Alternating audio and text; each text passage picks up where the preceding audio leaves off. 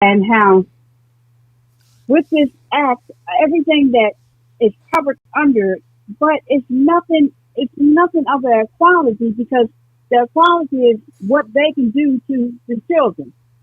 Covers all this pedophilia and is placing their lifestyle on heterosexuals. So I don't know where the freedom is with all of that, because it's certainly not for us. So now, without any further ado, since I do have Dr. Short with us, Dr. Short? Yes. How are you, Sister Antoinette? I'm well. I'm well, thank you. How are you? I'm disgusted, but I'm well. I'm good, and I'm prepared to discuss this some more. I have things to share with you, so get ready. I've got something. So, and actually, I have good news.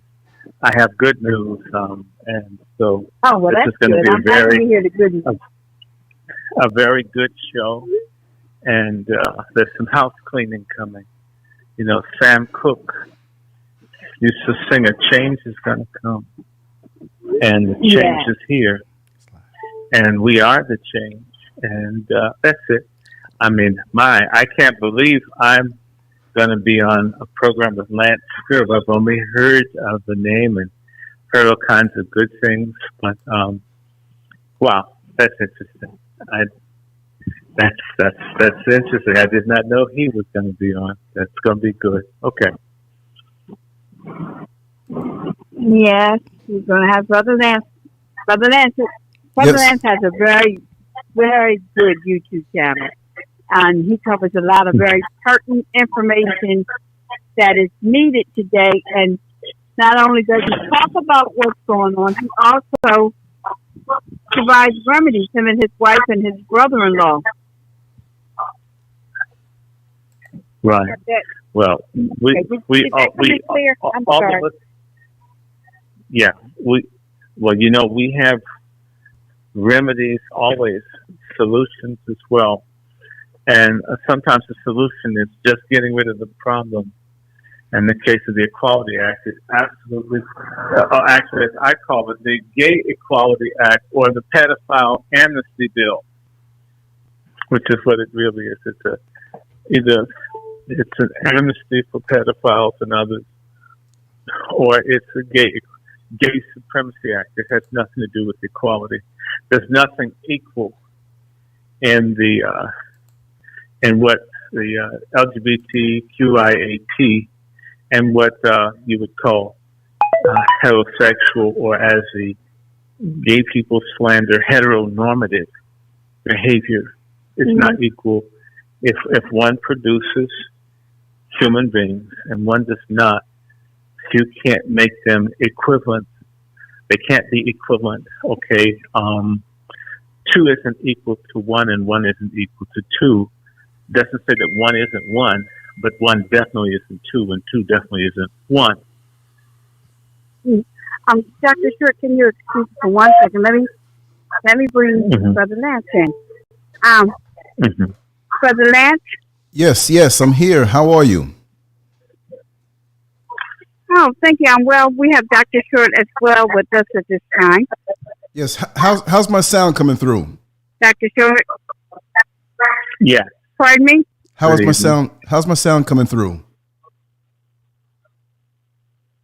It's kind of in and out. Yeah, because I'm kind of pushing it through the system. Yeah, it's not really clear. Yeah. Okay, let me fix that. Okay. Pardon me? I'm going to fix that.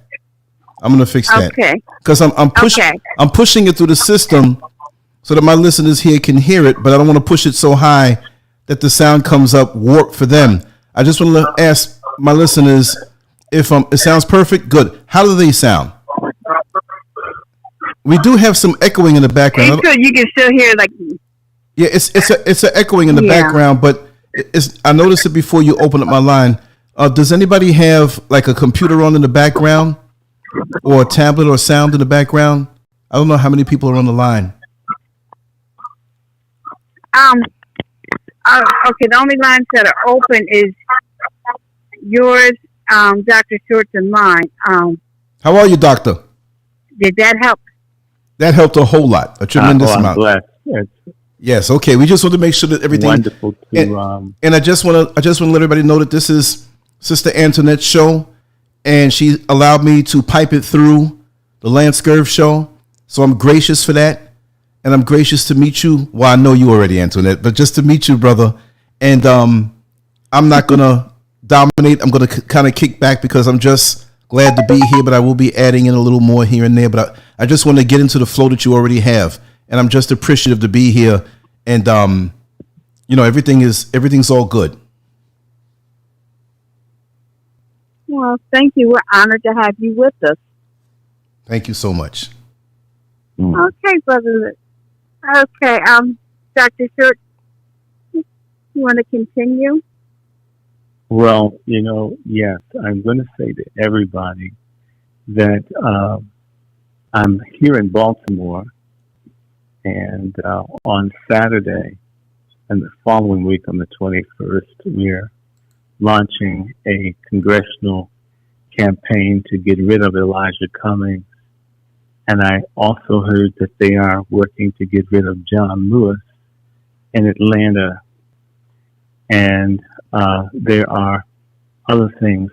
The spear tips to this perversion in the country, ironically, is coming from black members of Congress. They are voting almost 100% in favor of some of the most dangerous legislation of all time. I mean, they didn't line up 100% for H.R. 40.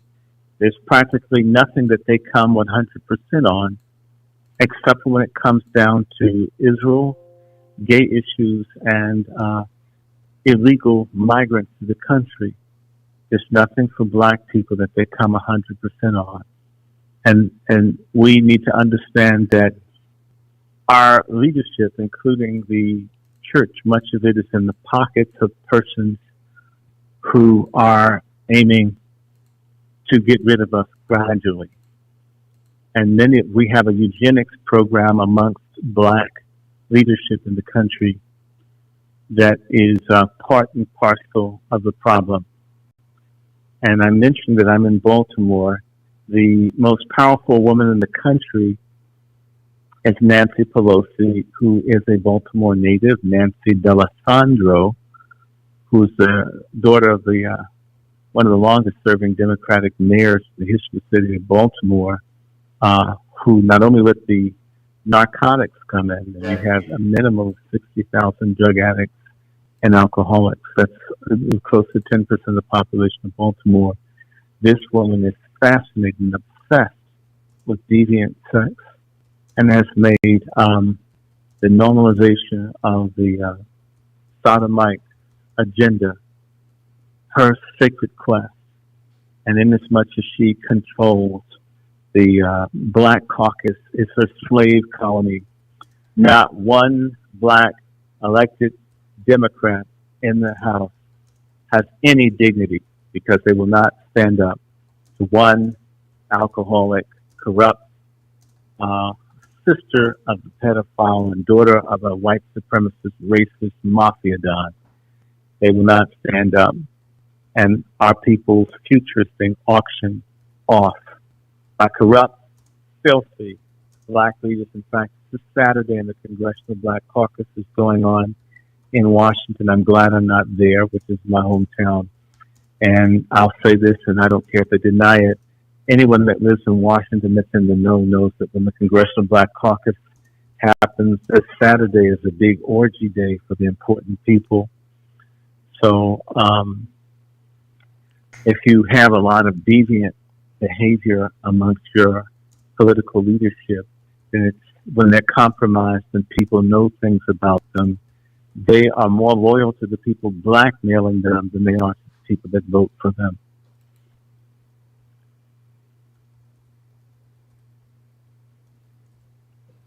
You said a mouthful. Thank you so much for that, brother. Yes. Wait a minute. Can you hear me? Yes, loud and clear. Oh, yes, I can hear you. Mm-hmm. Oh, okay, And, good. Because it seems like it goes on. I can barely hear y'all. Well, Okay, I hear you perfectly. Okay, great. Right. I hear you perfectly. Now, it's not just the Equality Act.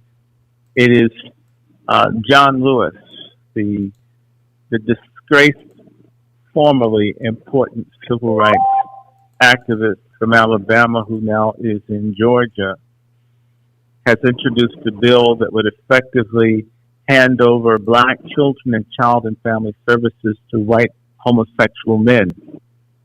It's called Every Child Deserves a Loving Home or Loving Family. Sounds nice. They pick these things, the Equality Act, they pick it and make these things sound nice.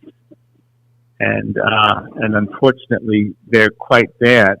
I have an associate that lives in Florida, and he tells me stories of white men grooming the black boys that they're getting through child and family services in Miami, and they're grooming them, parading them as sexual objects at an early age.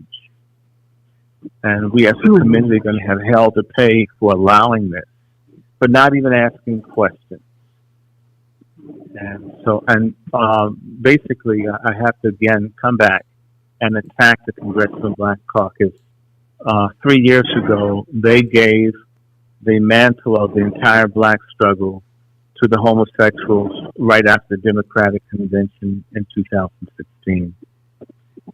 So we're on a collision course with being destroyed by immoral, reprobate, degenerate, thuggish, sellout leaders. Almost everyone.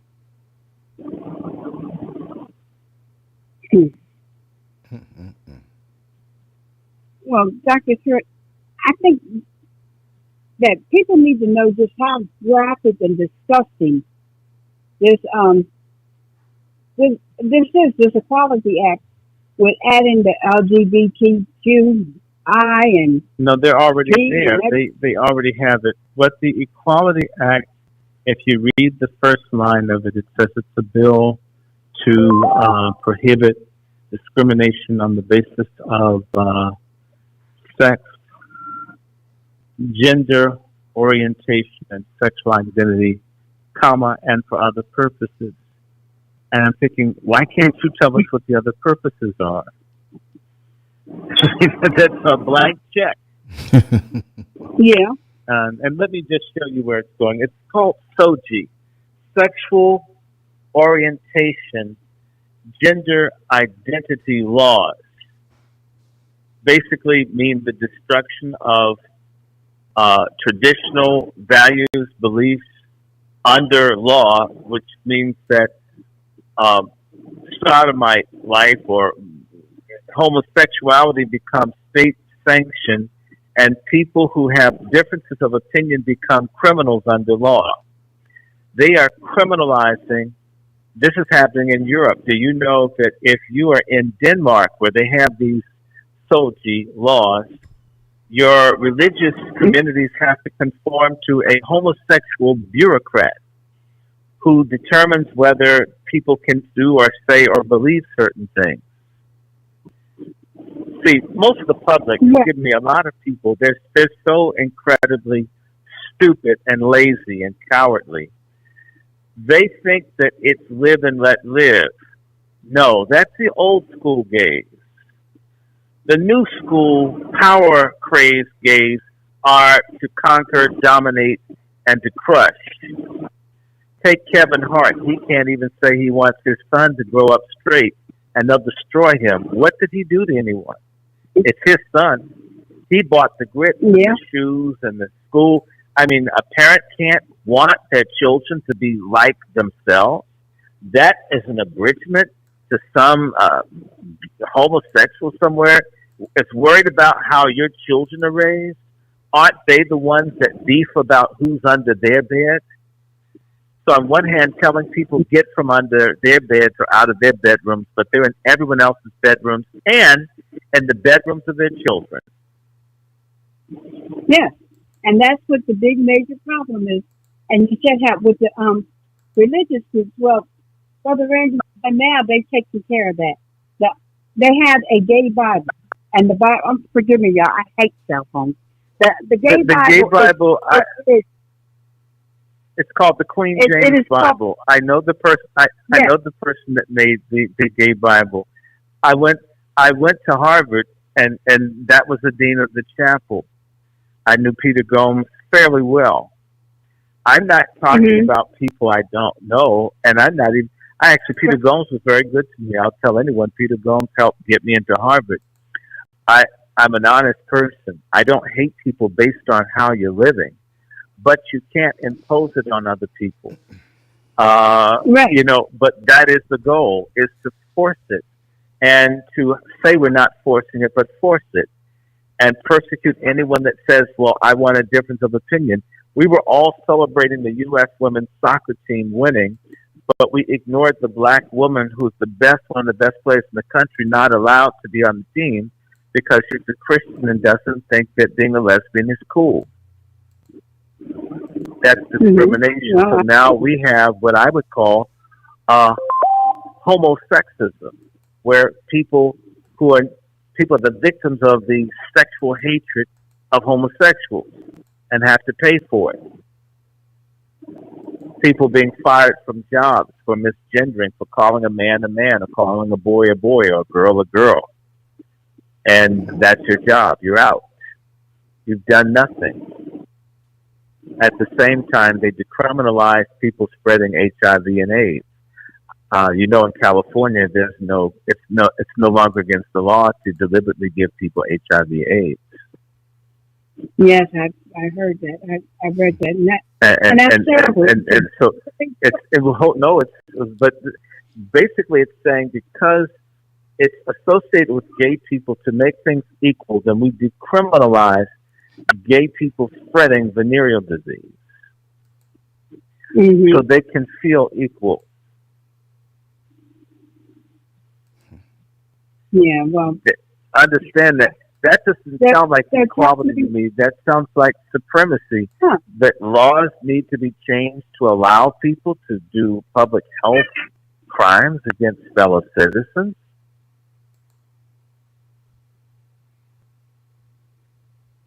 I agree, and you know, Dr. Short, it goes much deeper than that. Excuse me, y'all. I hate cell phones. Forgive me. But it goes deeper than that.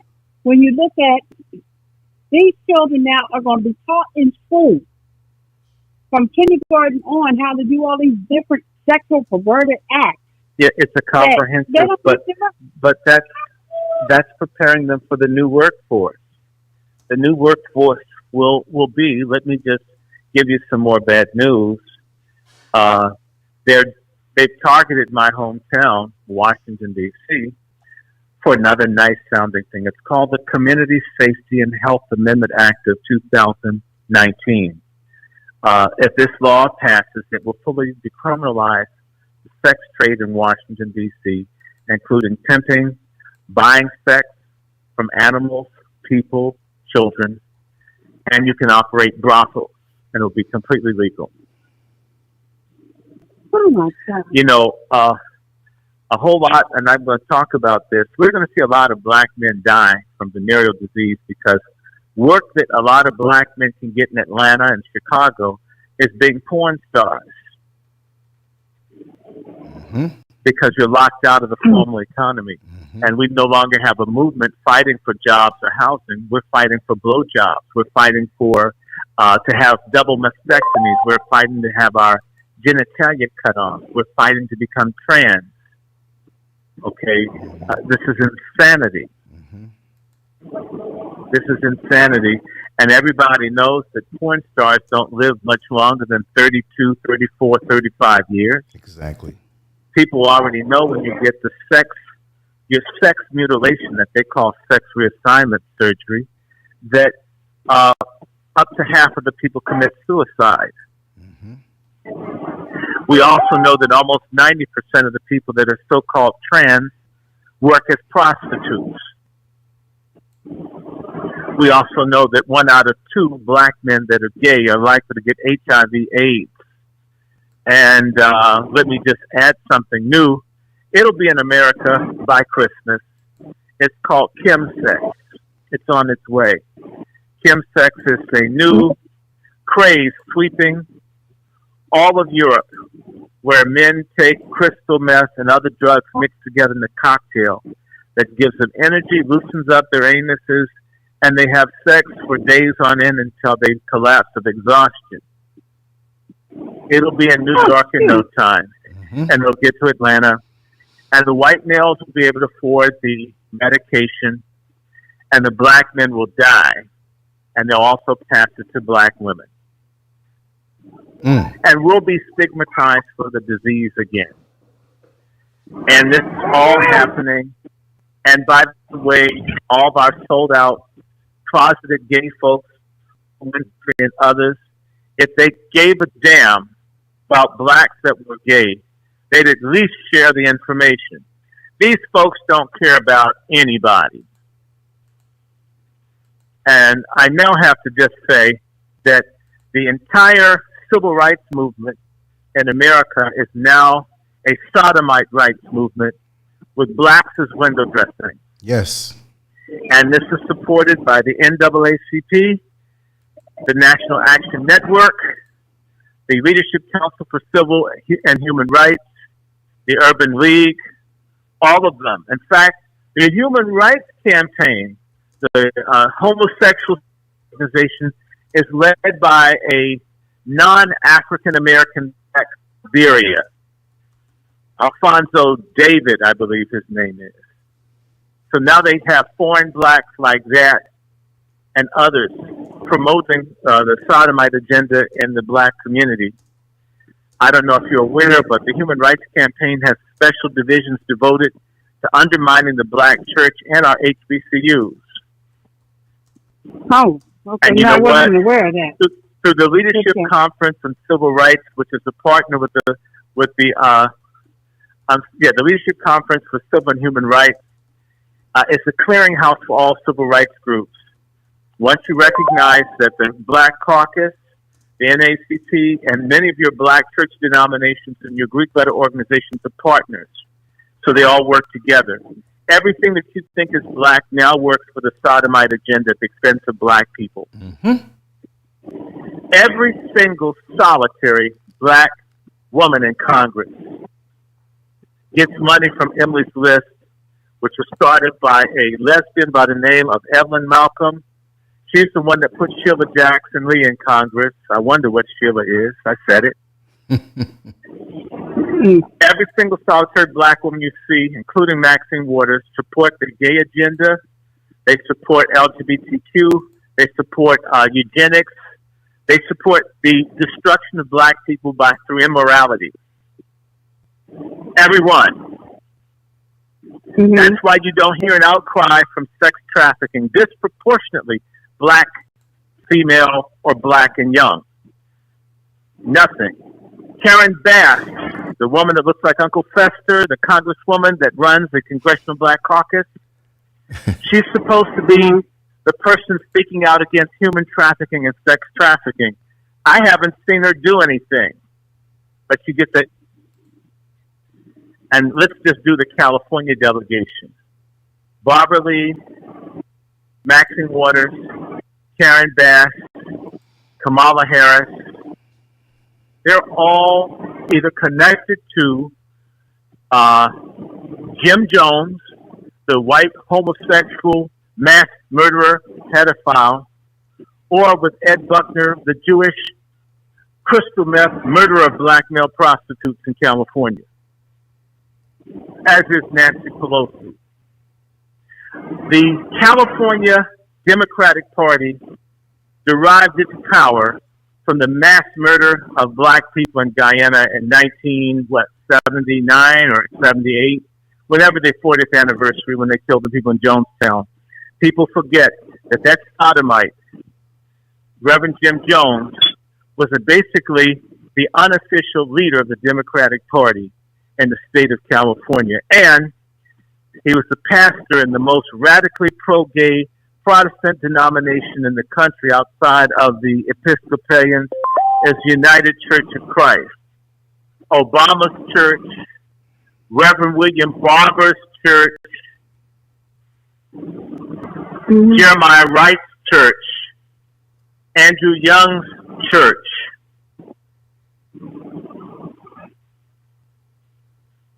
This is so the church is for this.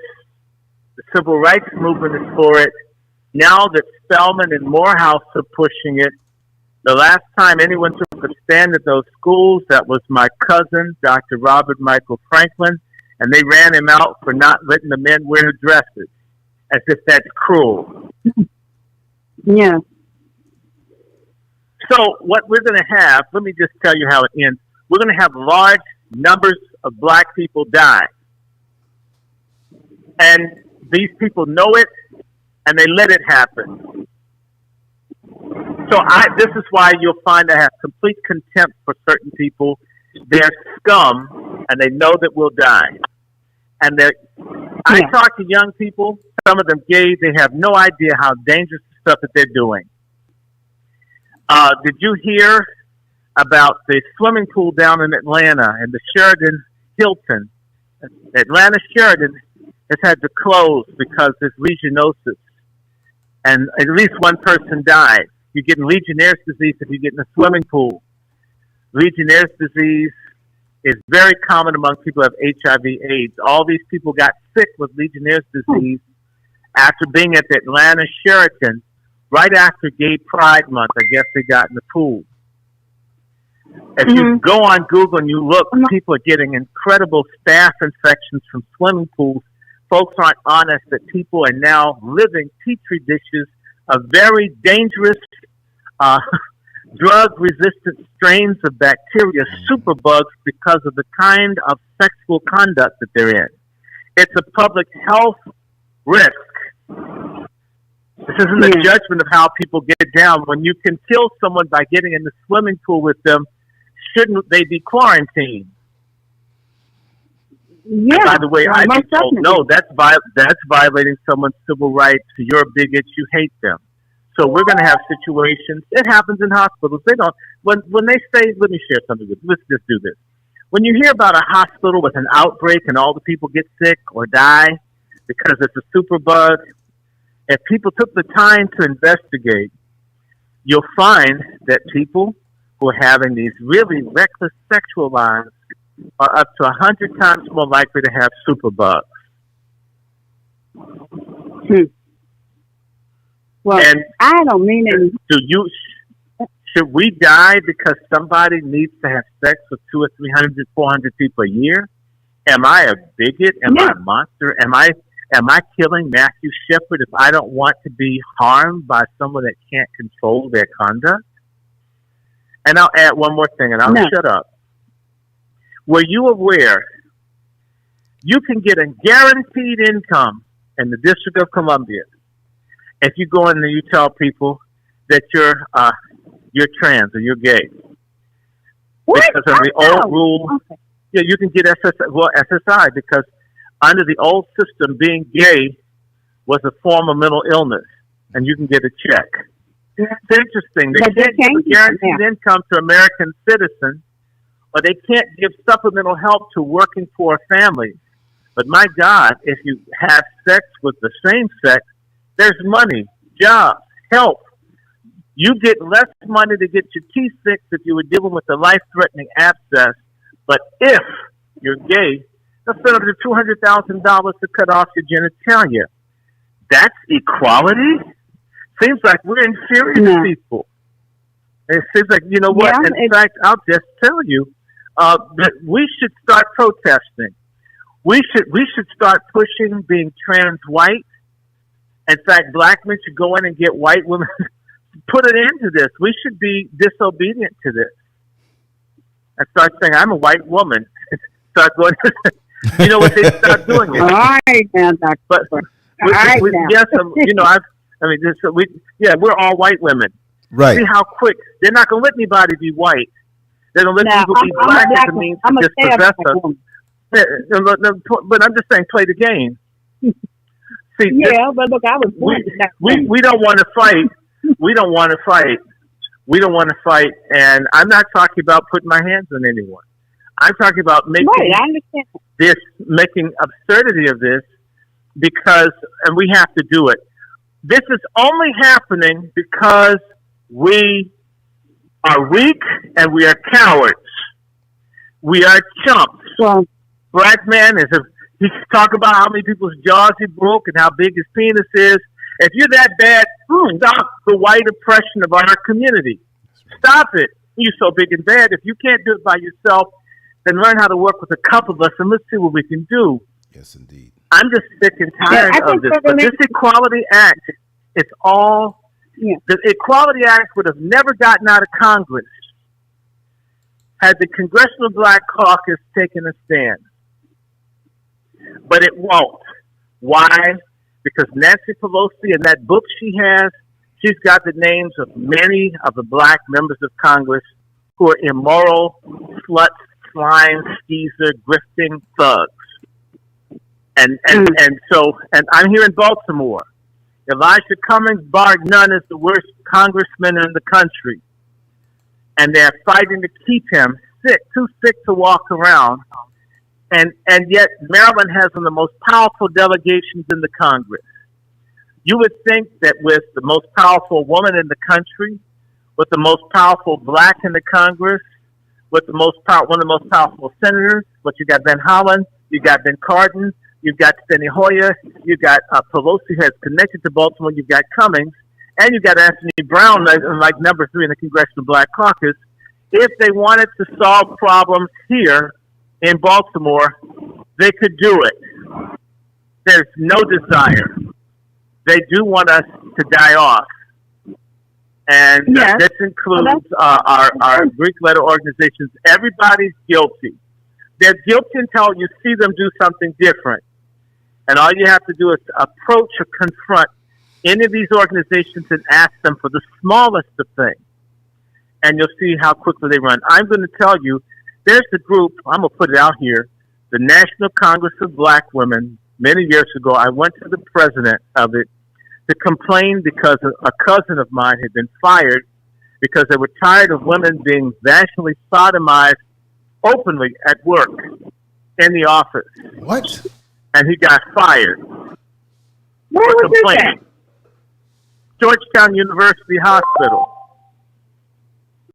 When I went to the sister, of course, when I went to the sister who's president and said, could you help me fight this? I was told what you'll hear in Washington, I call them single issue niggers. We only deal with education. This is a woman that told me black women being molested at work wasn't really something that they dealt with. Well, you know what? And maybe by the way, I'm talking to you. I'm talking to you. I need to say something to you to encourage you because this can be beaten, but it takes some courage. Now, Sister Antoinette, yesterday I ordered the papers from the National Archives on the Jeffrey Epstein of the 20th century, whose name was Herman Benelat Moen. He was a fake, I believe, Jewish Dutch anthropologist that molested, at his estimate, 5,000 black children in D.C. Between 1915 and 1917. He wasn't charged for one of them. And were it not for your cousin, Nanny Helen Burroughs, nothing would have probably been done. I will have the papers. You know, they made the papers disappear.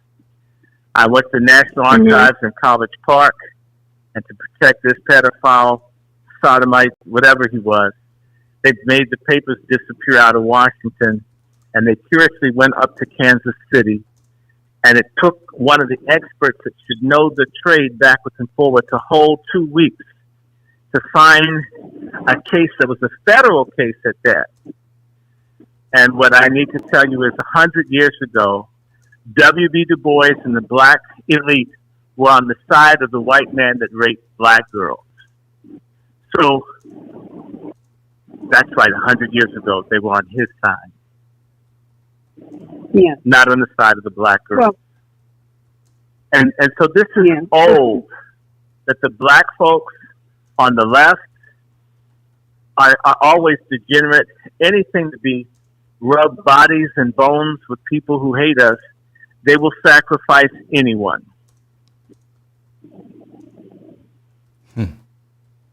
Yeah. Well, brother, Dr. Short, I want to move to in California. They are fighting this, and they have a plan. They are doing a walkout where they're holding their children home from school for a day so that they can fight this. California parents are calling for a sex ed sit out, and they're rallying at the legislators' offices. Now, well, they need to get rid of the governor. They need to get rid of the people in Sacramento. Targeting the school people have been forced to implement this. In fact, the laws were passed years ago. You're talking about the Comprehensive Sex Education Program. The Healthy California Child thing, whatever it is, it always sounds like it's good and it's always awful. You've got the nephew of Nancy Pelosi, who's governor of California.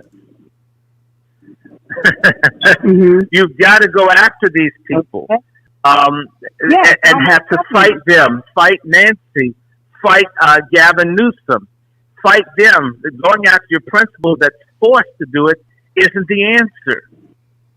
It's like poor white people hanging broke black people as if that's going to make life better. We have to go after, and forgive me, as much as the Republican Party is not a lover of black people, the Democrats are far more insidious and far more nasty and dirty in how they come at black people, and 90% or more of us support that party blindly.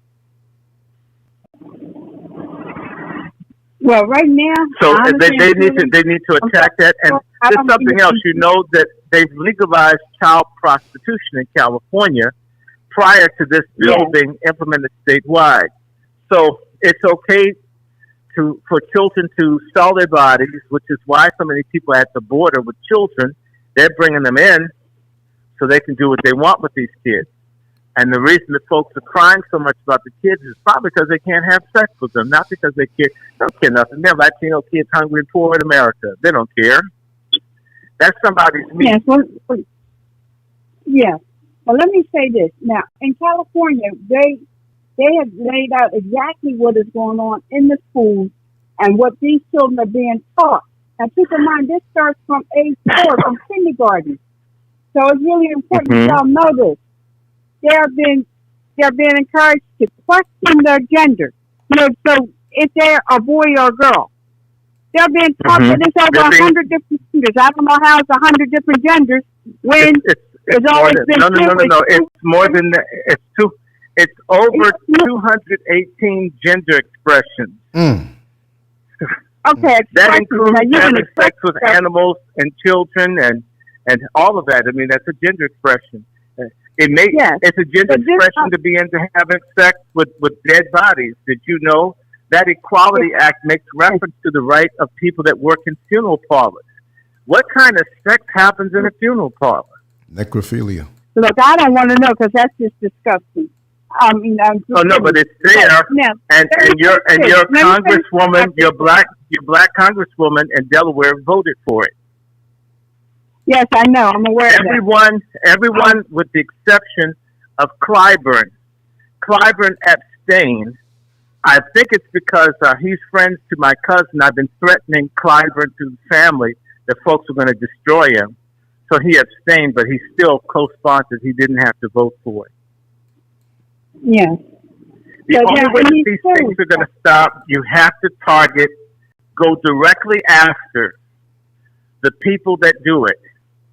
In fact, if you've noticed, not one major black denomination, Christian that is, and I'll go further, I'm not trying to be mean, the Nation of Islam hasn't taken a stand against the Equality Act either.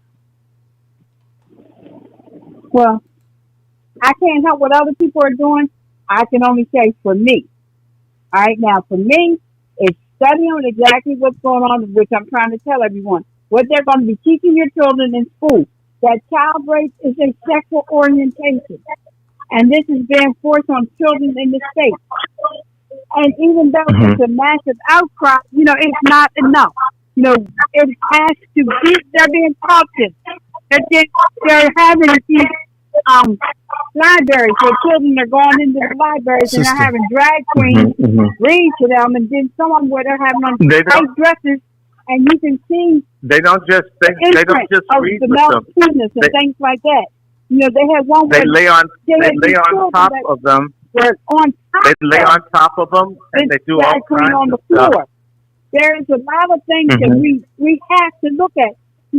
I don't see what does a school need to teach any child about sex, especially about perverted sex, about different lifestyles, about choosing who you want to be. You already know who you want to be. If you're born with a penis, you're a male. If you're born with a vagina, you're a female. There's no outside of that. Now, even if you go and change it, you still are who you are. You're still a female and you're still a male. You change it, doesn't do a thing, but on paper, it doesn't do anything else. So, I need to tell you, they're working on. They have their hand up, and they've been up for a while.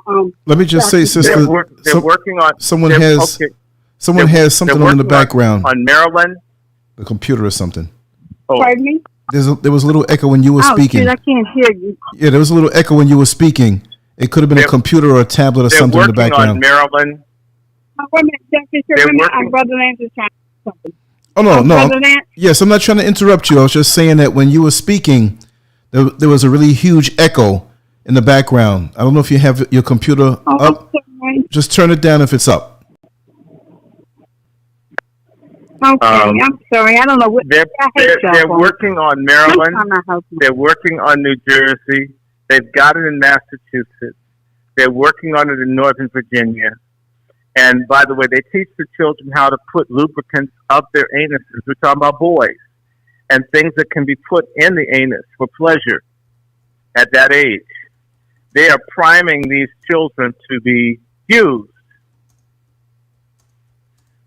Sex education was supported by Planned Parenthood because sex education guaranteed that the children would learn about sex and they'd be more likely to have it, and these people could sell abortions. Comprehensive sex education is going to allow people to sell sex reassignment surgery, as well as the pharmaceutical companies make a lot of money off of gays because they get sick from all the sex, the perverted sex that's disease-oriented. This is a fact. And anyone, I challenge them to go and you look it up. In the case of San Francisco, I don't have anything in front of me because I'm not in my library, but in San Francisco, gays are about 3% of the population. They make up about 90% of the people that have syphilis. The last time I checked, it was something dated, about, say, 9 years old. Gays have 85% of the syphilis in the country, and it was 3% of the population. How does the group have so much? It's indicative that there's a problem. Are you understanding me? And there's no nice way. I mean, if you had it, if you've got that much, it points to something. Okay, and that's the situation. So what we've got right now, and I'm ready to take questions in a second. We have a health crisis that's going to get much worse, and sadly, because of political correctness, no one would be allowed to warn people. And it's so insane to the point where my uncle, who's presiding bishop for a apostolic denomination here all over the country, is that he now gets threatening calls from pastors telling him to stop complaining about LGBTQ because they may rat him out and get his tax-exempt status taken. So you can no longer even follow your own religion to suit the sodomite agenda. It does not allow for you to have your belief. You must bow to them. This is like a cult. This is not a lifestyle. This isn't a born that way. This is some kind of social engineering and bullying on a whole people. And by the way, they would never try this in Jamaica. I don't like the way Jamaicans treat people that are gay. I don't want folks living under bridges, burnt alive, killed. I don't like this. But we're going to have to fight this in such a way as for people to leave us alone. As long as we try to ignore it, the monster will get bigger. And we have to start by going after our religious and political leadership. We don't care how they're living, but they better not push it. And this is what we refuse to do. I can take questions now. Let me ask you a question, Doctor. Much respect to you, much honor, and I honor you for bringing out the truth from where you stand, because many people are afraid and so caught up in what's going to happen to them by this false power that we allow it to take shape around us, but you're not allowing that. And I'm glad to, even if we haven't met face to face, to join hands with you in this fight, because I'm not going to bite my tongue either. As far as the black man is concerned, which includes the black woman and the black family, but the black man is under target even more so because he's more so of a threat. We know that it's more of a crime to be the possessor of a black penis and a mind filled with wisdom to help bring along the black family than anything else with your black sister. How are they going to treat us? Even if you use your imagination a little bit in 10, 15, 20 years, they just want us dead. How do you think this trajectory is going to take, or how is it going to go in your mind with the facts and with the truth that we know? How long do we have left in this country before they just shoot us on sight? Symbolically. I think we've got as much time as we want. Ironically, we have to want it.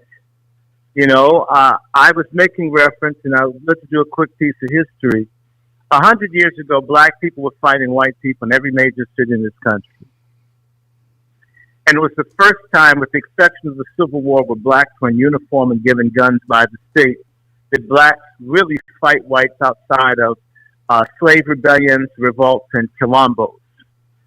And I'll just say, if you've heard of the Great Dismal Swamp in Virginia or the Everglades, I had family in both. Black folks have fought the Seminole Wars, but the first time that black people fought all over the country was 100 years ago. And black people didn't think they'd survive, and it wasn't that many, but enough black people fought. White people were shocked that black people could defend themselves. In fact, they're so shocked that the first major race riot of 1919 occurred in Washington, D.C., where for every black that was killed, 4 whites were killed. This is so bad until you can't get information on the D.C. riot. The black people were ready. They had guns and said, we're going to die, we're going to get you too. We have a black rifle, a black gun owners association that has 30,000 members. It needs 3 million members. It needs 10 million members. We need to be strapped up. They bother us because we tolerate it. I have a little speech. I think I sent it to Antoinette, written by her ancestor. Her name is Nanny Helen Burroughs, and I keep this on my desktop, and I read it every now and then. I love black women that are real. That's why I'm here in Baltimore helping Sister Reba Hawkins run against Elijah Cummings. And what did she say 100 years ago? What she said was, what the Negro must do to be saved, the Negro must unload the leeches and parasitic leaders who are absolutely eating the life out of the great struggling, desiring masses of people. Chloroform your Uncle Toms. Negroes like that went out of style 70 years ago. They are relics and good for museums. I don't care whether they are in the church as the preacher, in the school as a teacher, in the ward as a politician. The quickest way to get rid of them is the best way, and the sooner the better. They are luxurious, expensive, unworthy. The Uncle Toms are greater enemies to blacks than Tillman or Cold-Blaze ever have been the Negro race. Those are major white supremacists. A lot of people don't know them. But look at that's what she was saying. Are you hearing me? Yes. This is what Nannie Helen Burroughs, one of the greatest black women, a person I worship the ground she walks on, okay? It goes on to say, they have sold us for a mess of pottage. We got the mess, but not the pottage. The question, what I'm going to get out of it, must get out of our thinking. This race would have been 100 years advanced if it had not been for this thought uppermost in the minds of so-called leaders. Don't wait for deliverers. I like that quotation, Moses, my servant, is dead, therefore rise and go over Jordan. There are no deliverers. They're all dead. We must arise and go over Jordan. We can take the promised land. The Negro must serve notice on the world that he is ready to die for justice. To struggle and battle and overcome absolutely defeat every force designed against us is the only way to achieve. Men must have life, the opportunity to learn, to to labor, to love. Without these fundamental virtues, we cannot achieve. We must not give up the struggle until this is obtained. More than this, the Negro must glorify the things of the spirit and keep the things of the flesh under control. We must get a correct sense of values. When we've accomplished this, Shiloh will be here. Human beings are equipped with divinely planted yearnings and longings. That's what the Constitution meant by certain inalienable rights. The Negro is oppressed not because he's a Negro, but because he'll take it. Negroes, forget your color. Stop apologizing for not being white and rank your race. Organize yourselves inside. Teach your children the internals and eternals rather than the externals. Be more concerned with putting in than getting on.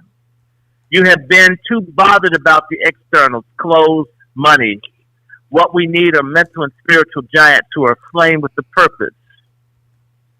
The Anglo-Saxon has four great loves: love of liberty, love of home, love of woman, and love of life. He'll wade through blood for these. When we make up our minds not to take substitutes for them, we'll fight them.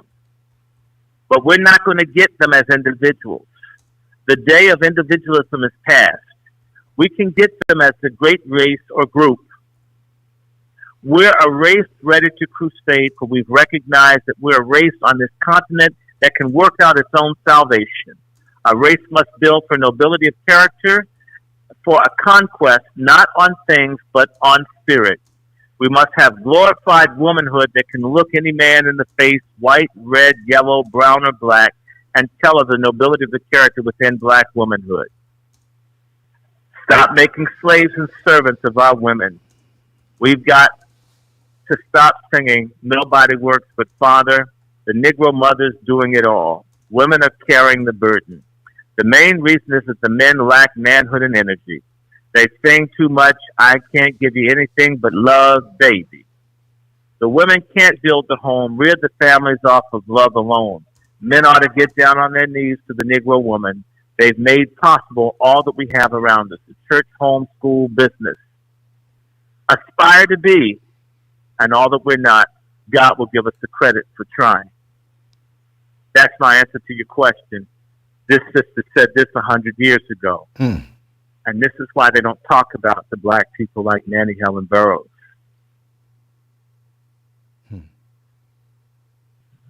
Thank you. Thank you. Wow.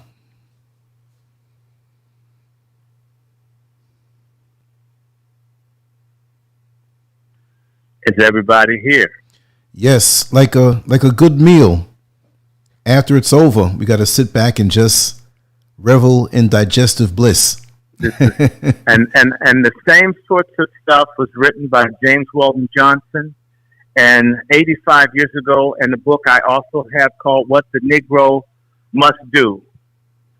And there's a book written in 1924, 95 years ago by Kelly Miller, called The Everlasting Stain.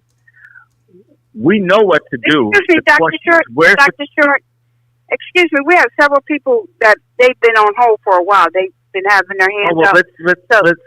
Let's go. I just wanted to answer his question, and I wanted an ancestor to speak to it. Well, thank you. The ancestor spoke. Go for it. Let's bring in the questions. I'm fine. Okay. All right. Let's go. Area code 773. I'm going down the line, y'all. Area code 773. Yes, Sister Anthony. Thanks for taking my call. Hello, Derek. Hey, hello. Good evening to both your guests tonight. I got two quick questions. I'm gonna make them real quick. Dr. Short, are you aware of Illinois House Bill 246? This was signed This past August 2019. It ensures contributions of the it ensures the contributions of the LGBTQ people are the history of LGBTQ people are taught in the public schools. Yes. I did hear about that, and they're going to do that in New Jersey, and they're rolling this. This is being funded by George Soros and other people. They're steamrolling this. Wow. They're pouring lots of money, and what they're doing to people like Brother Lance, they've done it to me. I can't do Facebook Live, and I can't do YouTube Live. People who tell the truth, who don't have a lot of money, they're silencing everyone. And you know what? There's going to have to be a moral awakening among black folks, because they're not going to even allow people to get shot down like Malcolm X or Dr. King anymore. They can't risk that. They're not going to let any new leadership, no new voices. And the scriptures say, he that hungers and thirsts for righteousness will be filled. My concern is that black people don't hunger for righteousness anymore. We'll settle for junk food, especially if it's made by foreigners that hate our guts. We want GMO food. We don't want it. A person can make a major release film on Nat Turner, and it's not a blockbuster. Right. There are people doing the right things. And I'm just going to say this, black people have become incredibly wicked the last few years. Nicki Minaj, we have these folks who are openly Luciferian, and we celebrate them. And Lucifer, I can just say to you, Hitler was a Luciferian. White supremacy is a Luciferian ideology. What the hell do black people think they're going to get lining up with Luciferianism but death? We can beat them. White folks don't want a difficult struggle. They didn't have a real fight. They ate the Indians a piece at a time. They didn't fight all the Indians. The Anglo-Saxons never fight a war in which he's going to lose. The Anglo-Saxon fights wars of genocide. The Germans, they'll fight an enemy. The Russians will fight an enemy. The Anglos fight the women and children of their enemy. Wow. Another quick question before I mute my line. What was the name of the man you were speaking about earlier, the pedophile? Email me. Email me. I'll send you. You won't find it with any ease. They've hidden this because what happened, that man who molested all these black kids, and a prominent black girl committed suicide, that led to black folks killing, shooting whites, having drive-by, urban warfare. The United States urban warfare is based on what blacks did to whites in Washington, D.C. 100 years ago. But it was in reaction to this man molesting our girls. So this pedophilia thing, they now understand. They knew this 100 years ago. Black people, as cowardly as they are, will fight over their children. Proof of that within the last, say, 56 years, when they couldn't get the black people to stand up in Birmingham, they got their kids to go to jail. That made black folks come out of their house. Black people are cowardly. But when you grab people's kids, that brought the people out in the street. And as quiet as it's kept, the civil rights movement in Birmingham had riots. because the black folks got mad. You grabbed the kids, people throwing bricks and all. It's massaged and airbrushed what happened in Birmingham because they wanted a hero. And Dr. King, no disrespect, but Roosevelt Tatum, the black man that let Dr. King know that the police in Birmingham bombed the house that his brother A.D. King was living in. By the way, I was talking to Alveda King, A.D. King's oldest daughter, that the King family betrayed this man who risked his whole life to warn that the Ku Klux Klan were bombing people. There would have never been the blowing up of those girls in 16th Street Baptist Church had the Kings been willing to take a stand against the Klan and police murder and bombings in Birmingham. But all I'm going to say to you is when certain black folks will fight for black children, so we have to desensitize people between the generations, which is what we've got, where they've criminalized the black youth and made people hate and despise young black people and blame them for stuff that the older generations have failed to do. So my email is pretty easy. It's DrRandyShort@gmail.com, and I'll send you. In fact, you should send me a donation because I had to spend I have some other stuff coming. It cost me money to find this stuff. So, I don't know. I'm serious. When we do this research, Brother Scrub will tell you, it costs you to find this stuff, to get the paper, to go looking for it. Oh, no, I believe. And I believe. So, but yes, I have to happily share some of what I've got, and it's real, and you can come and look for it, and it's almost impossible to find, and they have it, just so you'll know. The pedophile, Georgetown University has the files too, but you've got to be on the faculty or be a law school student to see it. So I couldn't even go in. I've got to figure out how to get in to see what they have. When I saw the papers of him saying he was the judge, I remember reading the judge said that cunnilingus was not an accurate indices to determine racial similarity, if you know what cunnilingus is. And these were underage girls. And they had someone stand over me when I was looking at the papers 25 years ago. Now they've made this stuff disappear. All right, Dr. Short. I will be sending you an email, and thanks for taking my call. Sure, I will happily send you this stuff on them. Okay. Okay, Next thank call. you, Brother Derek. Okay, area code 717. Area code 717? Yes. Brother K. How are you? I'm well, thank you. How are you? Okay. Is it Dr. Short? Dr. Short? Dr. Short, yes. Short, with the T, Okay. like the piano player. Bobby Short. All right. Let me see. He buried me with information. So it was a lot. So I got to go way back when he was talking about, first of all, in these conversations, when I try to talk to other people about it, black, white, the other day it was a Latino. I work in Owens Mill, the Baltimore area, by the way. And when I mentioned, for example, a couple of things, whether it's talking about black, the act of homosexuality, reverting to children, he talked about Elijah Cummings. The first thing I get is, why are you putting your people down? I'm just holding the same conversation, saying what I think is wrong, what I see is wrong in the community, what I see he didn't bring it up, but Hollywood pushes a lot of these things that he was talking about. He mentioned Pastor Wright, Reverend Wright Church, and those things were going on. But when I mentioned these things, okay, just because you brought that up, the fact that you brought it up, you don't like your people.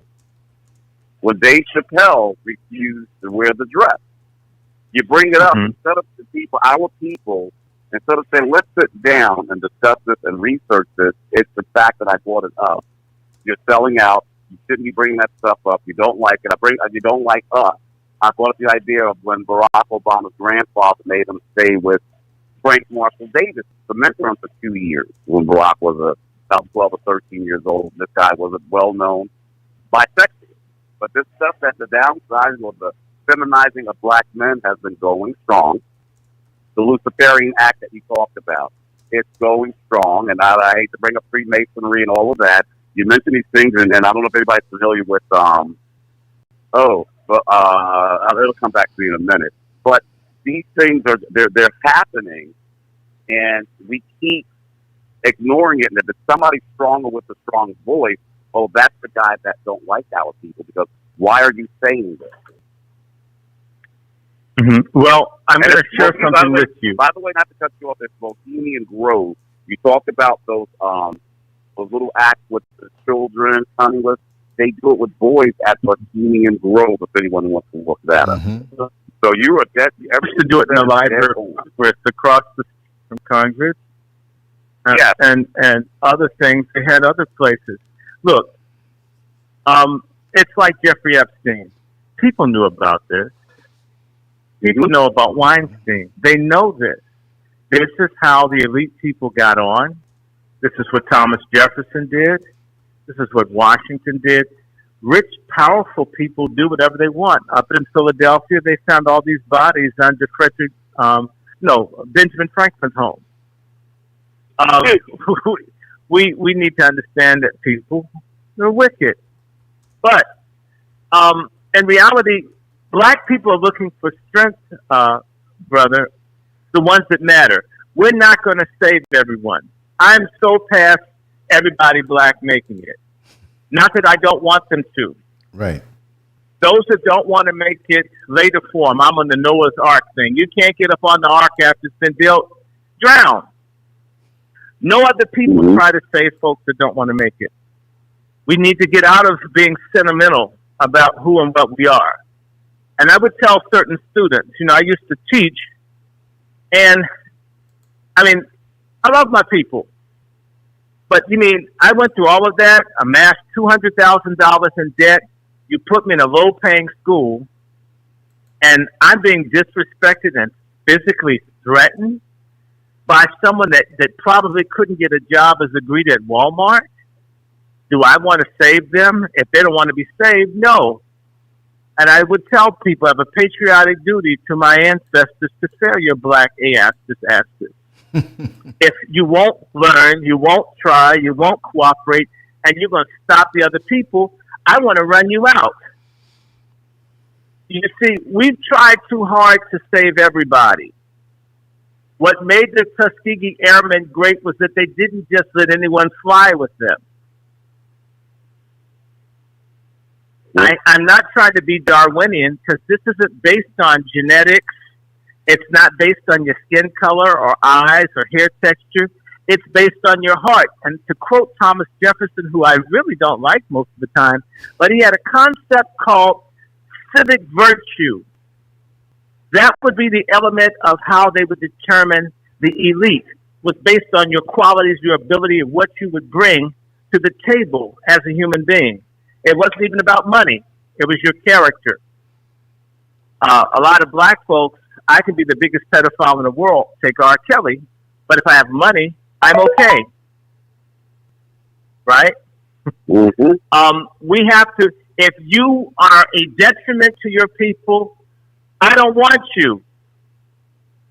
And we have to get that. We have no standards that we apply across the board to our people. And as a result, there's no standard. So you can be a bishop of a church and do whatever. You can have, take the Church of God in Christ that may have been holy at some point, and you have 80 or 90 preachers in the docket for molestation, pedophilia, and rape, and so forth. And enough two men murdered a pregnant woman. And if Blake were to croak, a man that kicked a mistress down the stairs, 8 months pregnant, would be head of the second or first largest black church in the country. And we're talking about the Catholics. Where's the standards? And by the way, that's the point I always raise. There was a film called Black, White, and Blue. It's on Amazon Prime. I'm one of the talking heads. Black Lives Matter and other people made certain that this film was blackballed in all film festivals in the United States, just to silence what I was saying. Why did they do that? And I only had about 7.5 minutes. I mean, I'm that profound that y'all need to shut me down. The comment I made was, the more moral people are, the more powerful they are. The more immoral they are, the weaker they are. Why did they do that? Why did they? Because I called Black Lives Matter out. I called them a homosexual Trojan horse designed to destroy black people, and it is. And when I was in the theater with them at the premiere, they were crying because the people in the audience were cheering and laughing at them when they saw what I had to say on the screen. And they told the man he had a good film if they took me out. Mm. They said, anybody, but we want everybody in the film but him. Take him out, and it would be a great film. Or else. And the dude says, I'm going to keep him, and they went and made certain that nobody would show the film. And see, this was in 2000, was it 17? It was 2018. No, it's 2017. It's one of the years. Okay. It was 17. Now, what had happened in July of that year was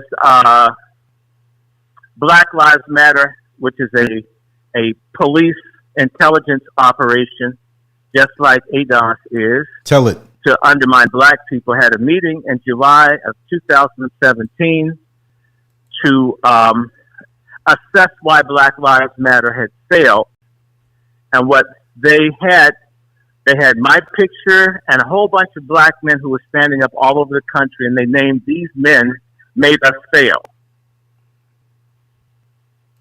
So it's not they did. And right after they had that meeting, Yes, we made Black Lives Matter fail. We punished them. In various cities got the word out on what they were about, and that undermined them, which is why you don't see them out that much. Mm-hmm. Once people realized it was a sodomite organization and not a black organization, they put it out. Mm-hmm. So we've been fighting them. They had to kick me off of Facebook over and over again because I exposed them. Things go viral, so they need to control people. I mean, I didn't just do it there. I did it on Russian television, did it on British television, and Iranian television denouncing them. They didn't have a comeback. Mm-hmm. So these people are pushing immorality. The feminists, the gays, these fake so-called black groups are not talking about husband and wife, parents and children. They're not talking about the family, the fundamental basic unit that we must have. Anything that doesn't promote that is an enemy. Planned Parenthood doesn't promote it. Not really. They promote babies. Anything that does not promote the family unit is an enemy of black people. Yes. Excuse me, gentlemen. We have more people with their hand up, and we've already had a couple of people that have dropped, so I don't want to have anyone else drop. Brother K, can we come back to you? Yeah, go ahead. Okay, thank you. Okay, 786. Dr. Short? I'm listening. Dr. Short? Hello, Brother Ray. My brother? Yes. I just want to applaud you for what you're doing. I truly appreciate it and support what you're doing. I would like to do a couple of things. One, this homosexual problem we have now beginning to take over this country and maybe the world, as a matter of fact, has been exposed to be part of the attack on humanity. One, through the water supply, the fluoride that's in the water, for one, the hormones that's in the food, particularly the chicken, and of course the other microwave mind control efforts that are being made to control humanity.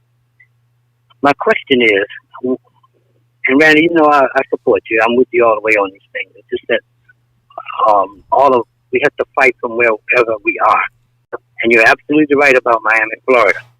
And Miami, Florida has been controlled by a homosexual group since I came here in 1978. The same group is in control today in the black community, at the behest of the power brokers that in the white community.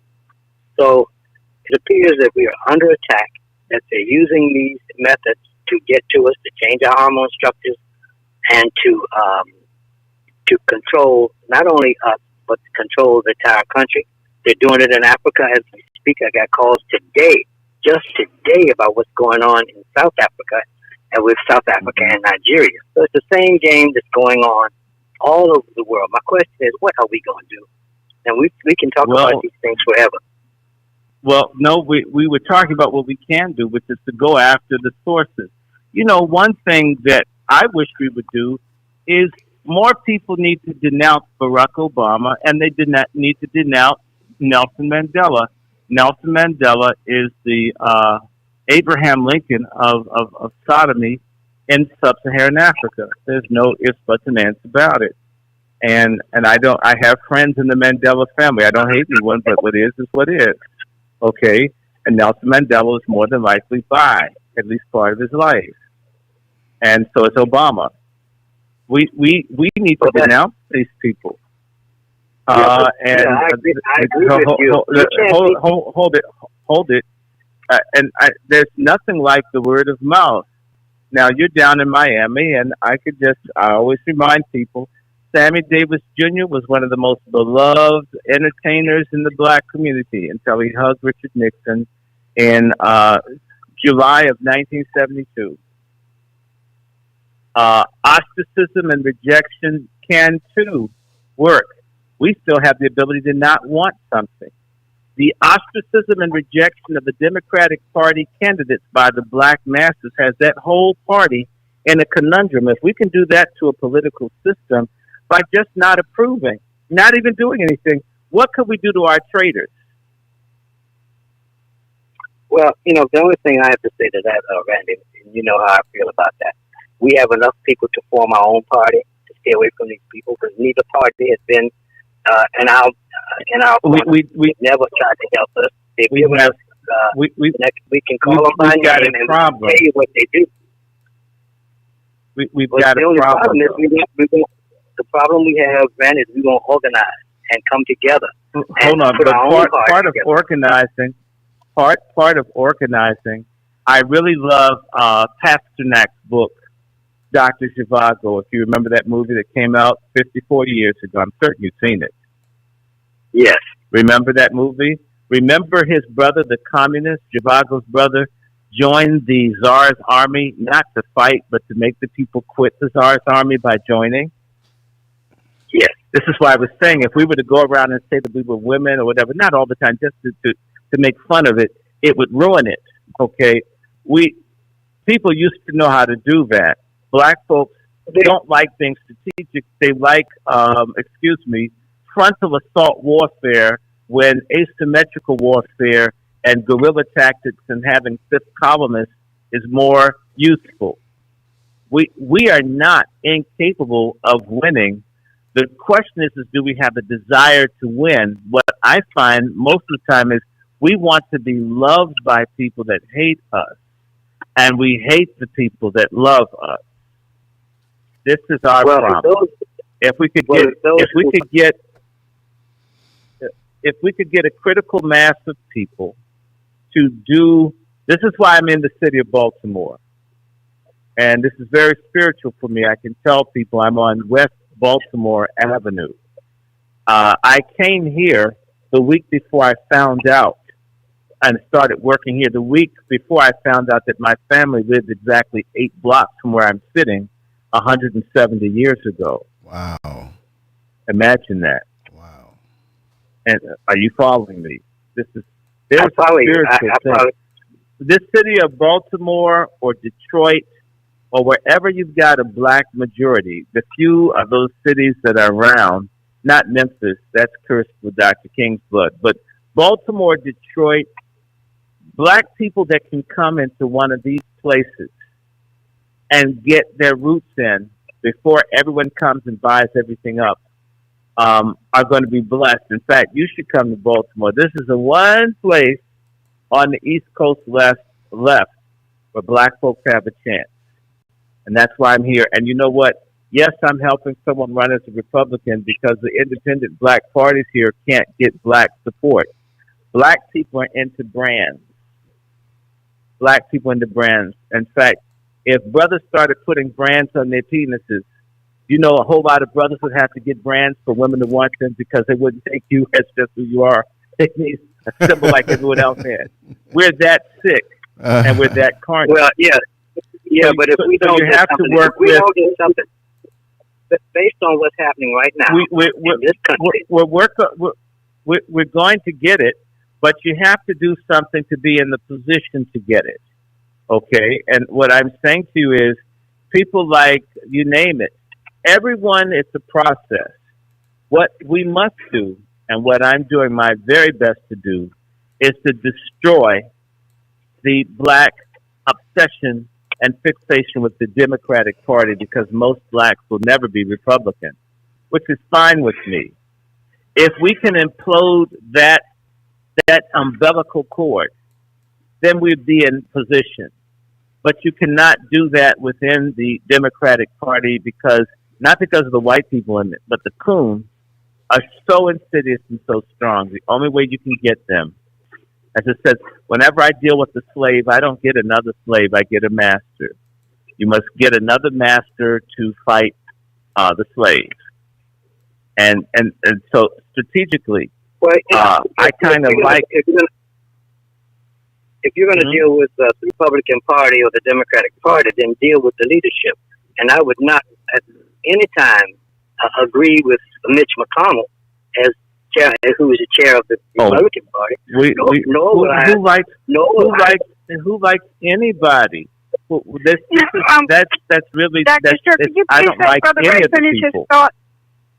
Yeah, but I'm just saying, when you bring these names up, it presupposes that I like or want to work with anyone. I'm not even thinking about them. I'm thinking about us. Yeah, but what I'm saying, though, Randy, saying Dr. Short, could you okay, go ahead, Brother Ray. We need to organize ourselves so that when you speak on behalf of black people, you have some power and some muscle behind you. Whoever speaks on our behalf, and I agree with you, those who have been speaking on our behalf have not been on our behalf. So we've got to change that. And I believe in cause and effect. These guys who've been put in place by the system that has oppressed us, we can no longer tolerate that. Enough is enough. And it's time to organize ourselves and select from among ourselves those who would speak on our behalf. You know, I like what you're saying. I agree that we need to call out some names, but we need to call the other side out as well. And that's all I'm saying. I'm for calling out all sides. I've never, ever not called out all sides. But strategically, where are our people concentrated? Where are they putting their loyalty and their energy? And I'll just give you an example. I've been doing research on... Excuse me, gentlemen. Where I want people to put their concern and their energy is in their children. And right now, I mean, despite everything that's going on in the political world, I'm looking at what's going on in these schools. I'm looking at how they feel so that they can rape our children, that they can do all these different things to children, and it's okay because they're under a name, because of the Equality Act that they have adopted. And yes, we can talk to all these different leaders and political people and everything else, but they're not listening because a lot of them are part of the mess too. Exactly. And it doesn't matter what party that they're in. I'm concerned about these babies. But I want to say this. As much as I don't have any great love for anyone in elected office, the person that's preventing the Equality Act from getting on the floor of the Senate, where it could or likely would be passed, is Mitch McConnell. And so I'm very strategic. Were it not for him, this thing would probably be law already. Ironically. So sometimes this has already been something that has been in place since the 70s when they put out the book for the Gay Manifesto. And then when you look at Memorandum 200, where they're planning on depopulating, and they talk about the depopulation even of the black community. So it's not just that this is just this homosexual stuff and everything. This is just a part of the depopulation. I mean, you know, if we really talk about it, it's depopulation. Mm-hmm. If you have people that are homosexuals, then they're not going to be able to make children. So let's take the children that already exist and let's make them so they can have more homosexuals. Let's traumatize them. Well, I am concerned about these children. These children are the next generation. What kind of children are we going to have running around here that are going to be adults that are traumatized, that they don't even know who they are because they're told that if they decide that they don't want to be a female, that they're born to be a female, that they can stand up and say, I'm a man. You know, these are the things that is a major concern to me is these babies because what are you doing to these children? Well, you keep mentioning education. I'm going to go back to what people don't want to hear. You can check every single solitary. Go ahead. I mean, when you finish making your point, I'm going to let the caller in. Go ahead. CBC member is backed by the unions that don't provide black jobs or opportunities, and it's the teachers' unions that are full of these deviants that push this. And so it's, again, and they're on the Democratic side. Not that the Republicans love black people, but yet we're loyal to the group that's doing this harshly in the most aggressive way. I'm all for us having independence, but just honestly speaking, strategically, we're going to have to bust up black people's loyalty to this other party that they don't like one. And what I have said to people on this very network, hate both parties and you're okay with me. But if you love one and hate the other, I've got a problem. And that's all I've ever asked people, is hate both of them equally. And I find black folks are not balanced intellectually or emotionally in dealing with people that don't like or oppress or exploit them. We either want to love or hate selectively elements of our oppression instead of hating the whole thing. So, Brandon, someone has some background. Someone has some background noise. Okay, we have another caller. I'm going to bring them in. Area code 404. Hey, peace and blessings, family. Good discussion there. I love all y'all on this call. But look here, my solution is what Dry Bones did. It's homeschooling. It's time to pull out children out these schools and pull your money out. And pull your money out of their damn bank. Okay. Chase Bank got caught bringing dope in these damn shipload of dope. Chase Bank, that diamond thing you saw in Florida, Brother Ray, that block of cocaine, that was Joey Diamond of the Chase Bank, man. That was his coat. So pull your money out of their bank and pull your children out of the schools, and that's all I got to say, y'all. I love y'all. Oh, thank you. I'm in agreement with that. Homeschooling is good, as well as we do need to turn to each other, but in the interim, while we're distracted by running after what is out there, as I mentioned, using the film, sometimes you have to join something to get certain people to get out of it. Like the angels going to Sodom to get Lot out. We've got to get our people out of something by oftentimes going into something and pulling out those few that will come out. And let the others do what they're going to do. Yeah, Brother Randy, there are several people in the chat room that would like for you to repeat. Go ahead, your bring on the questions. No, they want you to repeat your contact information. Oh, it's DrRandyShort@gmail.com. DrRandyShort. It's trust me, if you look for me, I'm the best known person with this name, as far as I can see in Google. Not that I'm saying anything, just if you put Randy Short in Google, you'll find me, even if you can't remember the email. Okay. You're Brother K, he's also on Facebook. Dr. Short is also on Facebook. Now, I am a Washingtonian, but I am working to unseat Elijah Cummings, and I am cooperating with a group of people to attack COON leaders nationwide. John Lewis and Elijah Cummings are the main people I want to get, but there are others. As we meet people, we're trying to... Who's running against them? Who's running against Elijah Cummings? my friend here, an activist of 30 years. Her name is Reba Hawkins. She has R&E Green Janitorial Cleaning Service. She has 200 employees. She's a former Morgan State University student and a woman who pulled herself off of welfare and got into helping black folks fight mortgage fraud. Is she a Republican or is she a Republican? She's become a Republican because that's the easiest way to go after Cummings. Right. If you remember, Cummings' wife runs the Democratic Party, and therefore, if you try to run, they're going to trip you up. And she's run before for the city council, and they messed it up, put her in 3 wards, so she couldn't win. Sometimes you have to do what you have to do. Yeah. I work for a company in Owens Mills and in Baltimore. And so one day I want to meet up with you, maybe have lunch. But it's just like the day I'm hoping that you can. I hope that you can come to the launch Saturday next week at Terra Cafe from 10 to 12. Now, you need to be very clear. Terra Cafe is 101 East 25th Street, Baltimore, Maryland. Now, trust me, we love our people. This sister is in the hood, working in the hood, fighting against lead poisoning and credit redlining. The only difference is they switch parties because we can't deal with this thing here.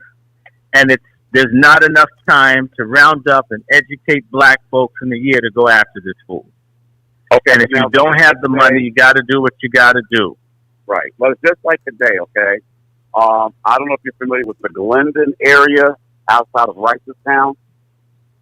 They had the Boy Scouts out there in front of a deli. They had the Boy Scouts up there, and when I get there, but the Boy Scouts, 3 of them were Girl Scouts, and were girls that had joined the Boy Scouts, and so they're really, but they're really selling. It's all the same. They changed that maybe a year or so ago. You didn't know that. Right.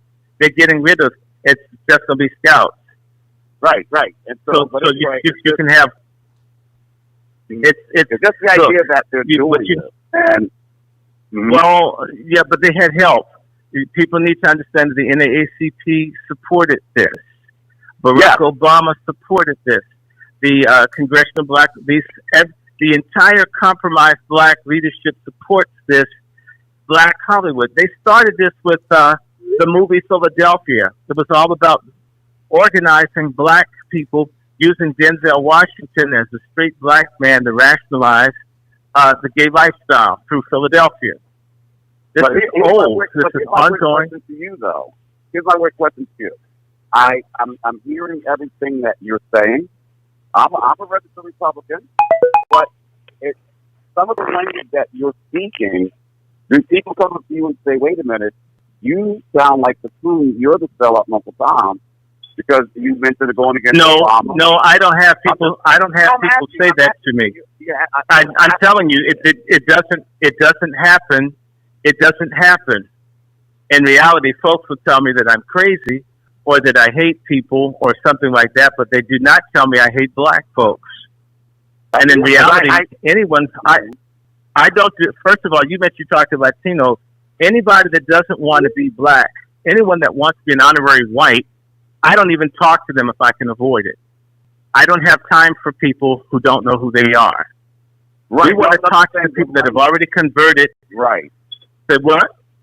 No, what I'm saying is, when I'm hearing you speak, okay, what I'm saying is, I don't know if I'm explaining it the right way, but when you had said about we're going to unseat Elijah Cummings, there's a bunch of people out there that don't like the idea that, wait a minute, he's going after. Why would he do that to us, our people? You know, why is he selling us out like that? Why is he going against our people? Okay, you know what? No disrespect. No disrespect. Harriet Tubman carried a gun to execute black folks that didn't want to be free. Perfect example. Good. The black folks who want to play that game The reason that this happens in conversations with you is that those people perceive that you wouldn't knock them out or wouldn't come at them. That they can have that conversation with you. Okay. There's an openness that you show to even listen to garbage. It would be like me asking you for some inappropriate sex act. There has to be something about you that would make me feel I could have that conversation. We have to be unapologetic in our blackness, in our stance that we must survive. We have a right to exist as God. And that's enough for me. And anyone that doesn't like it, white, black, polka dot, extraterrestrial, damn them. That's friends, family, people of color, blacks, Negroes, white people, Klansmen, Nazis. And so, to me, we need to get out of trying to be reconciled. We have unreconcilable differences. I'll give you one example and I'll stop so we can take these other calls. I recall being at the University of Virginia as a student, grad student, and I was talking to a white gentleman who understood the mental weakness and slave-mindedness of most black people. And I was talking to him about history, and he was flexing his white supremacist intellectual muscles, so he thought. So we were talking about race, and every time I said school, he would disagree with it. Initially, I thought, oh, this person wants to talk to me. Then I realized, no, this person wants to emasculate the conversation by making me back off of what I know to be true and bow to him because he's white. So once I realized that, I began to be more harsh and nasty in how I would explain things. And it went from being fun to him to being mentally anguishing to talk to me. And I says, now you see, I don't want to agree with you. I don't want to live next to you or breathe the same air. I don't want your sister or your mom or anybody you procreate. And I'm very happy for us to hate each other into perpetuity and never see eye to eye. I don't want you. I don't need you.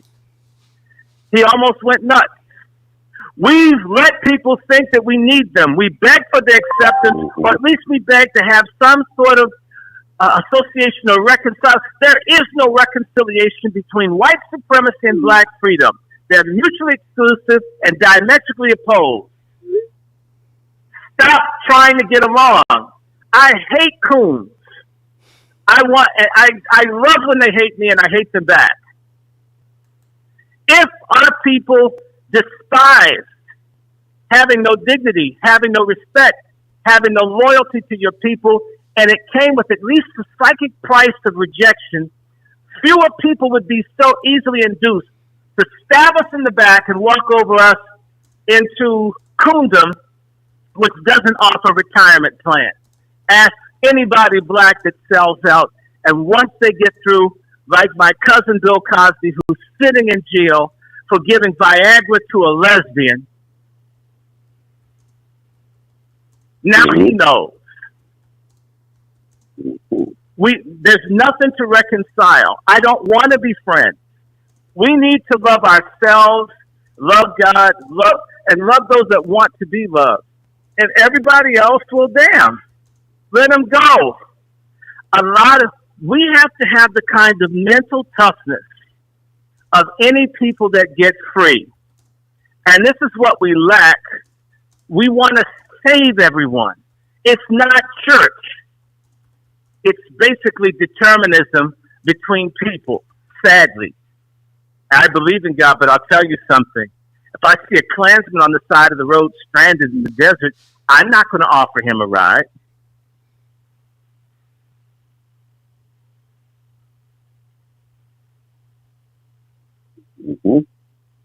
I know black folks that would and give them a bottle of water, and they find that person dead later. Okay, excuse me, y'all. Of course he would do that. Right. Come on, bring the call. I just want him to be clear. Okay. Were you going to be able to go overtime? Yeah, we could do like 30 minutes. We can run until like 11:30. Then I'm going to have to go to bed. Okay. Listen, y'all, we have 15 minutes left of this live show that you're able to hear it by the computer. Unless, of course, you're at Lance Scurv's show, and which you can hear through his network on YouTube. We but have you it have live to now. call in the area code. The number is area code 626-414-3504. Again, that number is area code 626-414-3504. Call in if you have a question or a comment. Question number 1, and I will open up your line. Brother Lance, do you have any questions or comments on your end or anything else that you would like to add in area code 215? I'll get to you in a moment. No, Brother Lance, do you have anything that you... I just want to say that this is a fabulous exchange, and I'm glad to be here to witness and absorb this energy. And I have the utmost respect for all who are listening, who have the sense to want to listen, because this is a conversation that would not attract too many people when they're up with the buffoonery. So I'm just glad to be here at this point in time. The other thing I want to say is that even though we have the electronic means and the internet, we are making history right now. If Malcolm X had the internet, what a world it would be. He did it without it. Even Muhammad Ali, who was an athlete before that, we're still pulling up clips of his face and him saying things, okay? So don't underestimate yourself when you're on the internet. They are making sure, the enemy, they're making sure to listen to us, and they know that what we're saying is powerful. That's why they work so hard to shut us down.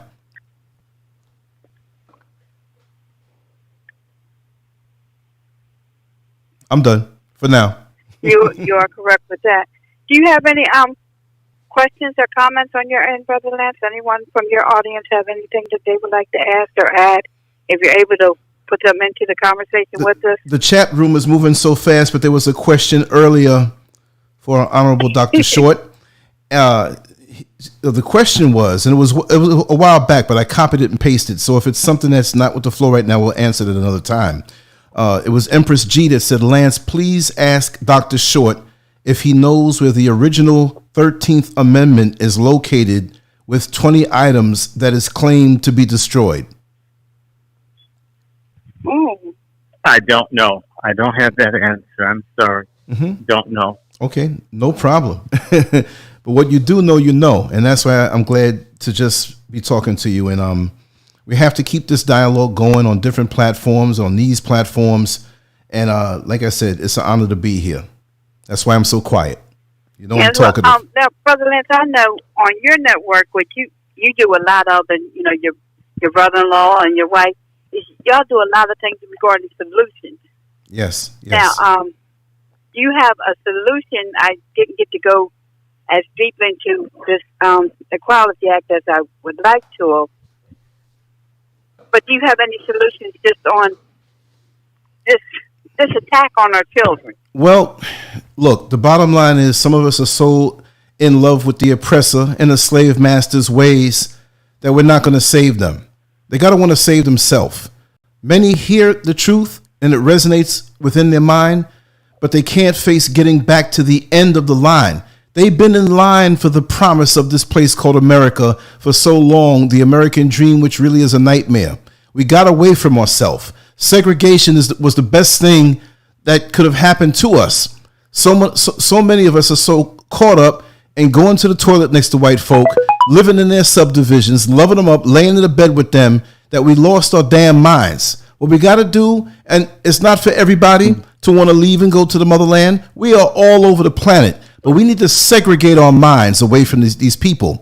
An incident happened not too long ago with my sister-in-law in a store where she was pushing her cart heading into the line to the cashier. A white man came in and pushed the cart out of the way with his cart and jumped in front of her.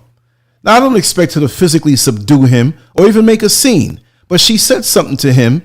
I forgot the exact words, but he denied it. And when another black woman who was behind her said, yes, you did do that, he turned around and said, oh, I guess you all are together. So he wouldn't say that if that wasn't on his mind. You see what I mean? He didn't know he was going to encounter that. And that's the biggest thing that they fear. They fear our unity because they need us to live. They need us to survive. They say we're 13% or whatever of the population, but I believe it's a lot more. We got to think of ourselves as global citizens who happen to live here, because when we think of ourselves as global citizens, we are the majority and they are the minority. When we connect all over the world with our brothers and sisters, and we do have other lands that are ours, we can still be in here in America. But the bottom line is, when you see a Chinaman walking down the street, the police don't mess with him, because they know that he has a whole country behind him. What country do we have? We join on to this that is stolen goods. It's not the soil of America that is wrong. It's the system that's wrong. The system as it is, we need to turn our back away from it and build our own. We can build our own within. See, because we're all over the place. Every area of expertise has us in it. They can't survive without us. So if we walked away from their system and deal with their system on a bare minimal level, we still have to have our foot in it if we're here. But infrastructure, anything you depend on that you don't make, we need to get on point and get in the market, because if we're using it, we should have our own to buy from. I agree wholeheartedly. And I know that, on your show, Lance Scurv show is on YouTube, y'all, and y'all should really listen to it and subscribe, because Brother Lance has some really awesome fact-bearing shows. He just recently was talking about, among other things, but what had actually happened in the Bahamas, and how they, initially they was telling us 25 people, but Brother Lance had people on that was giving the actual, as close to numbers that it was, and they were saying, from his guests, they were saying that it was hundreds, close to thousands that were missing, that was killed. So, to get firsthand news about what's going on in the islands and things like that, and just even in Florida, where Brother Lance also is, y'all should really subscribe to Brother Lance's show. Thank you so much, sister. So that we can support each other. Does he talk to Sister Azili? No, I haven't. I'm open to talk to everybody, large and small. I need to introduce you. So yes, I hope that we exchange information. Yes. But I want to just say that that storm was like the storm that hit Haiti before. Hurricanes are supposed to move. These new hurricanes seem to pick a black area and just stay until the population is destroyed, and then goes off to sea. Okay, that's the second one. Hurricanes move. Now they only go to black areas and rain and kill black people. That's right. Ironically, the place in the Bahamas was where tens of thousands of people from Haiti had moved. Mm-hmm. It's interesting. You've had two hurricanes that seem to land on Haitian areas. That's right. And kill Haitians.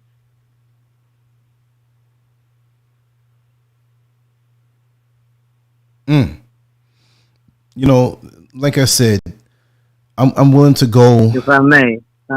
Sure, go ahead. Okay, Brother Ray.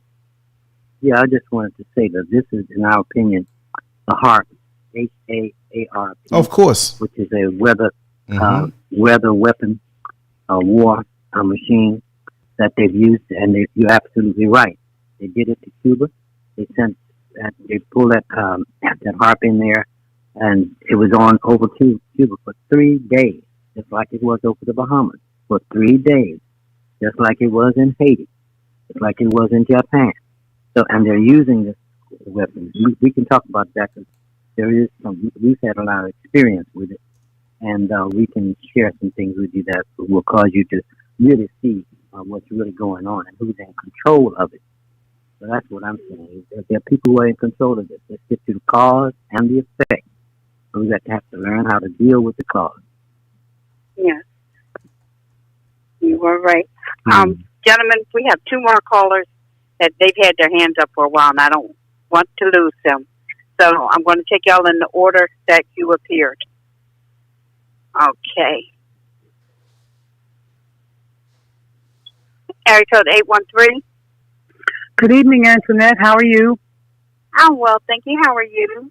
I'm good. I wanted to ask Dr. Short if he was aware of the human rights takeover of Detroit happening September the 17th, and if he is aware of his thoughts. I don't know the group, but Sister Antoinette sent that there to me. I don't know them, but to me, looks good. Do it. They need to do it in other places. This is the third attempt, Dr. Short. This is the third attempt. They did it in 2016, and of course they were attacked by the police, and they did it in 2018. This is a decolonization action, and they plan on they plan on moving to places like Philadelphia and other cities where the majority population is black. They should go to something has to wake up our people. The political system in and of itself is not ours, so it is not in any way capable of dealing with many of the issues that we face. At the same time, we've got to energize our people. So anything, provided it doesn't get folks unnecessarily harmed or hurt, that will make people wake up and think, I would endorse it.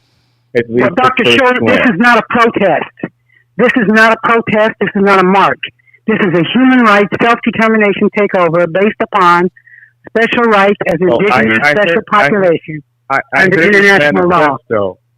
I just wanted to make sure for the listeners that they don't get it confused with the protest, because it's deeper than that.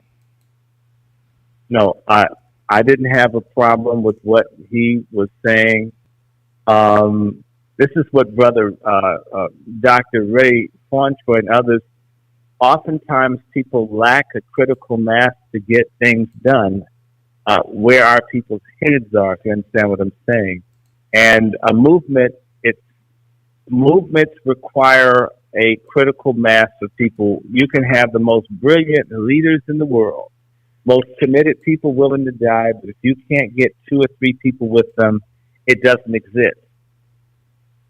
And the foundation of people having a movement and coming together is having a concept of right and wrong, a concept of accountability, responsibility, dedication, value, self-worth, right? Something that transcends your carnal needs. This has to be in place wherein people can unite around a shared sense of need, as well as reciprocity to achieve things. This is sort of what COINTEL and the drugs and the feminism, all these things have been put on the table to frack whatever solidarity that used to exist among black people. The good news is, and this is why I absolutely love the current administration, I'm very happy that you've got a president that makes people think, makes people mad, makes people have these kinds of conversations. We were not allowed to have these conversations when Obama was president. I'm so glad he's gone. I try to forget he was ever president. I prefer this now because folks have to deal with what's out here. And I would rather be confronted with what I either don't like or don't want to deal with than for it to be hidden from me. Well, I thought we were at the point where we were discussing some solutions, so I just wanted to share that information for the listeners that there is. They had a mass in the previous years, but they had dogs sick on them, and they had the usual tactics to disperse people that are determined to make something happen. Hopefully, on the 17th, which is a few days from now, there'll be a large, number of people participating in Detroit. Hopefully, we have to be careful of wanting complete solutions for whole people quickly. These things don't just come because someone wants them to be. Sometimes they have to be worked on. White folk got an opportunity to work on both oppressing and taking land from Indians or what they did to the Aborigines. It didn't just happen. Solutions may take time and they may evolve. That brother that called up talking about homeschooling and talking about taking your money out of white banks, and I'm here talking to people about looking at what we can do possibly to unite to have more farms, urban farms, and so forth. these are solutions, but they're pieces. They're not the whole thing. The fundamental thing that we need need to have that will take someone's got background noise. Yes, they do. Who's ever talking? Could you please mute your mic, please? The thing that we need that we really don't have is freedom, and freedom has many elements to it. And so we have to look at and at least have a plan for how we completely get it. And normally we settle for accoutrement of inclusion instead of what freedom actually means. And so, for example, when you talk to black people about problems, they give you, well, education, or they'll say food desert, or they'll say mass incarceration, or they'll say family breakup. They're talking about symptoms of the larger issues that we don't control our destiny as a people. We are not free. That's the real issue. And we tend to want things to come rapidly. In fact, to ask one person or persons to think of all the way or some of the ways that a whole people is free, that's very dangerous because everybody's not, or the maximum number of people are not involved and plotting how we go forward. I think I have an answer or two, but I definitely don't have the whole book. I think Ray's got a chapter, and Brother Serve, and each of us has a chapter of a book, but not the whole book. And very few institutions that we have, those few that we have, are democratic in the sense that you have a collective group of people giving creative and critical input for problem solving and solution creation for a greater or a collective number of people. This is what is lacking. The church is fascistic. The Greek letter organizations are fascistic. The lodges are fascistic. The educational things are fascistic. The sororities, the clubs, very few things operate where you get the masses of our people able to participate and involve themselves in self-governance as well as self-improvement. These things are lacking. And therefore, if you don't have a tradition of it, it seems foreign when it's suggested. And it's also foreign to people to have the thought process necessary to bring about such things.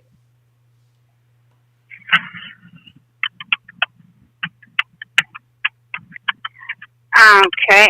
We have another caller with their hand up. Area code 215. Area code 215. Might be Brother Holla. Hello? Hello? Peace. Hello?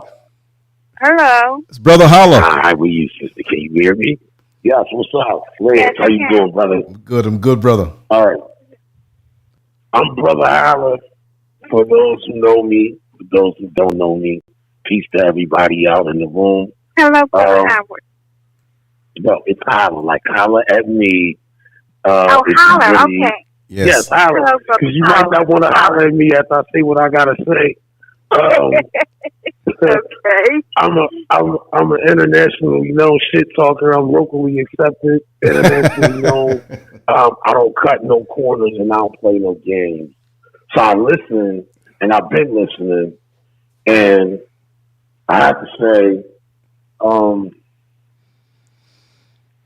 I would never question or downplay the intentions of anybody's heart and their hopes or ideas of trying to change this. But I want to ask the doctor a question. Dr. Short, are you listening, sir? Is Dr. Short here? If you joined the organization and they said, listen, you could be in our organization, you could come hang out, and you could wear our colors, but you can't really participate. You can't really change anything. But you can come hang out with us, and, we would like your support, but, you're really not going to be able to do much change, and we pretty much control the situation. Would you stay in that organization? Would you stay in that club? No. Good. I'm glad you said that. So when you have conversations, and I call them nonsensical, when you have nonsensical conversations about a system that was designed for your subjugation, and because you're invited to the party, and they say, okay, we're not going to be totally discriminative. We got to let these niggas in and let them have a voice. But the bottom line is, we're not going to let these niggas take back what we took from them. Why are you participating? Why are we trying to participate and have concessions with people who have already established, when they established the system, after taking the things that they took, that we're going to make sure these niggas never get back what we took from them? Because if they do, then it's the end of us. This is why these crazy things are happening. The solution, save yourself, good brother. Pass the word on for niggas to save themselves. Find yourself first. Because even if we have solidarity, it will probably last about 3 minutes. Because we can't even decide who we are as a people. We can't even decide what our real history is. We can't even decide that there's certain things that we've been participating in that we need to give up. So the solidarity could never be there. We're so far deep in the hole with the nonsense that has been created by people who created a system to make sure that we wouldn't have that solidarity and that we would not get these things back. So for real, if you really want to be honest about it, if niggas ain't ready to go to war physically, because I hear you dancing around and you're like, well, I don't really want it to be anything where, good brother, those people didn't come and sit down and negotiate and trick us out of these things. A lot of our people died. They came and they got busy. That's how they got it. And the only way we gonna get it back is to get busy. There's 2 ways we could get busy to get it back. We can either get busy and get physical, but niggas ain't built for that. We ain't ready for that. We scared of that. We'll do it to each other, but we're not gonna do it to them. Or we can go back to the traditional ways that our ancestors did and start using that black magic that ain't got nothing to do with Jesus, that ain't got nothing to do with an Allah, that ain't got nothing to do with a Freemason, that ain't got nothing to do with a sorority or fraternity, but just the fact that we was the natural peoples on earth that understood that we had that connection to the universe to make things move. If we ain't doing them 2 things, all this cool shit about coming together and getting bills and rights and let's cut the foolery. Let's cut the act. We've been doing this shit for generation after generation after generation. 5 years ago, I started dealing with Lance, and I told Lance, 5 years from now, we will still be having these same nonsensical conversations. Lance, are we not still having these same nonsensical conversations? You're right. You were right. We're still having these same nonsensical conversations because nobody wants to be honest about what's really going on here. These people have no intentions. I wouldn't give a shit if it was Obama, if it was Trump, if it was another Bush, if it was Jimmy Carter. These ain't even the dudes that run the country. The people that actually run the country have no fucking intention. And y'all can be in your feelings. I don't care. Nobody on this phone can prove me wrong about what I'm saying. Nobody. Hey, bro, you hear me, man? Listen to me, beloved. These people have no intention on giving back what they gave, what they took. No intentions. They exchanged and gave you a religious system that they knew that would psychologically subjugate you and turn you so soft that you will refuse to fight against it, even when you see that it's foul, right? You will justify that. You will excuse it. You will make reasons, and you will turn around and find a way to sit down and continue to have concessions with the same individual who will slap you in your face. It's nonsense. If you don't get down into your spiritual life, and forget about these things that we are trying to get back by people who have no intention on giving it to them. 5 years from now, Mr. Short, if you're around, get my number from Lance and call me. I guarantee you we'll still be having these same nonsensical conversations about things that they are willing not to give back. They will go as far as to create this heart, create these systems, these machines, the technology to use anything possible to not give back the spoils of victory. I agree with you. I agree with you. A little bit. Yes, go ahead. Go ahead, Brother West. Okay, I'm explaining the secret of the universe is thought, word, actions, man. Okay, that's how this works, man. Okay, you right, bro. That's what our ancestors used, man. It's all thought, word, action. Once you start thinking and saying, you right. Okay, so me and some other people, we turned that hurricane, man. All right, that hurricane was supposed to go to quite across Florida, but I got hooked up with a lot of people, and we used collective consciousness, my brother. That's how the ancestors did it, man. Collective consciousness. Right. So all of us put our minds together. Right. That's how to run this, man. So, that's right. But that ain't what these people talking about. That's not what people talking about. They talking about. Well, that's what we're talking about, man. That's what I'm talking about. I'm trying to use the energy where we got that melanin, man. Thought, word, action. All right. Yes, sir. Okay, so it worked, man. That's how the universe works, bro. Peace and blessings. That's right. I be taking on lands and whatever, but y'all check out HAMP, something called HAMP, hurricane, atmospheric moisture, something. Just look up HAMP, HAMP. Okay, so we can stop these hurricanes and these storms, y'all. We can control. We only use 30% of our mind. All right, because they use simulated weather. Yes, sir. They use simulated weather.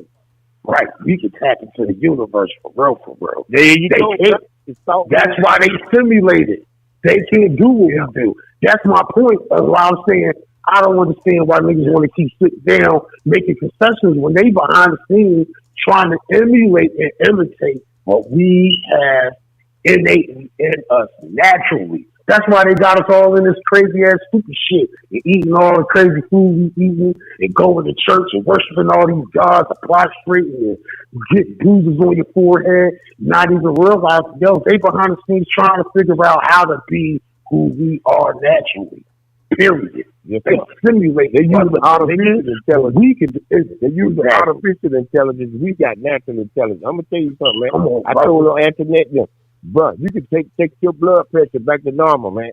Okay, just by eating watermelon with seeds and blackberries, man, and some cherries and eating seeds, your blood pressure gets back normal, man. I'm doing experiment on myself, so I let y'all know. I don't just be talking about it, I be about it. That's all I got to say, man. All right? We can change it with your mind, thought, word, and action. That's what Mr. Dick Gray was talking about, man. That's right. Peace and blessings. Peace to that, brother. Yeah, man.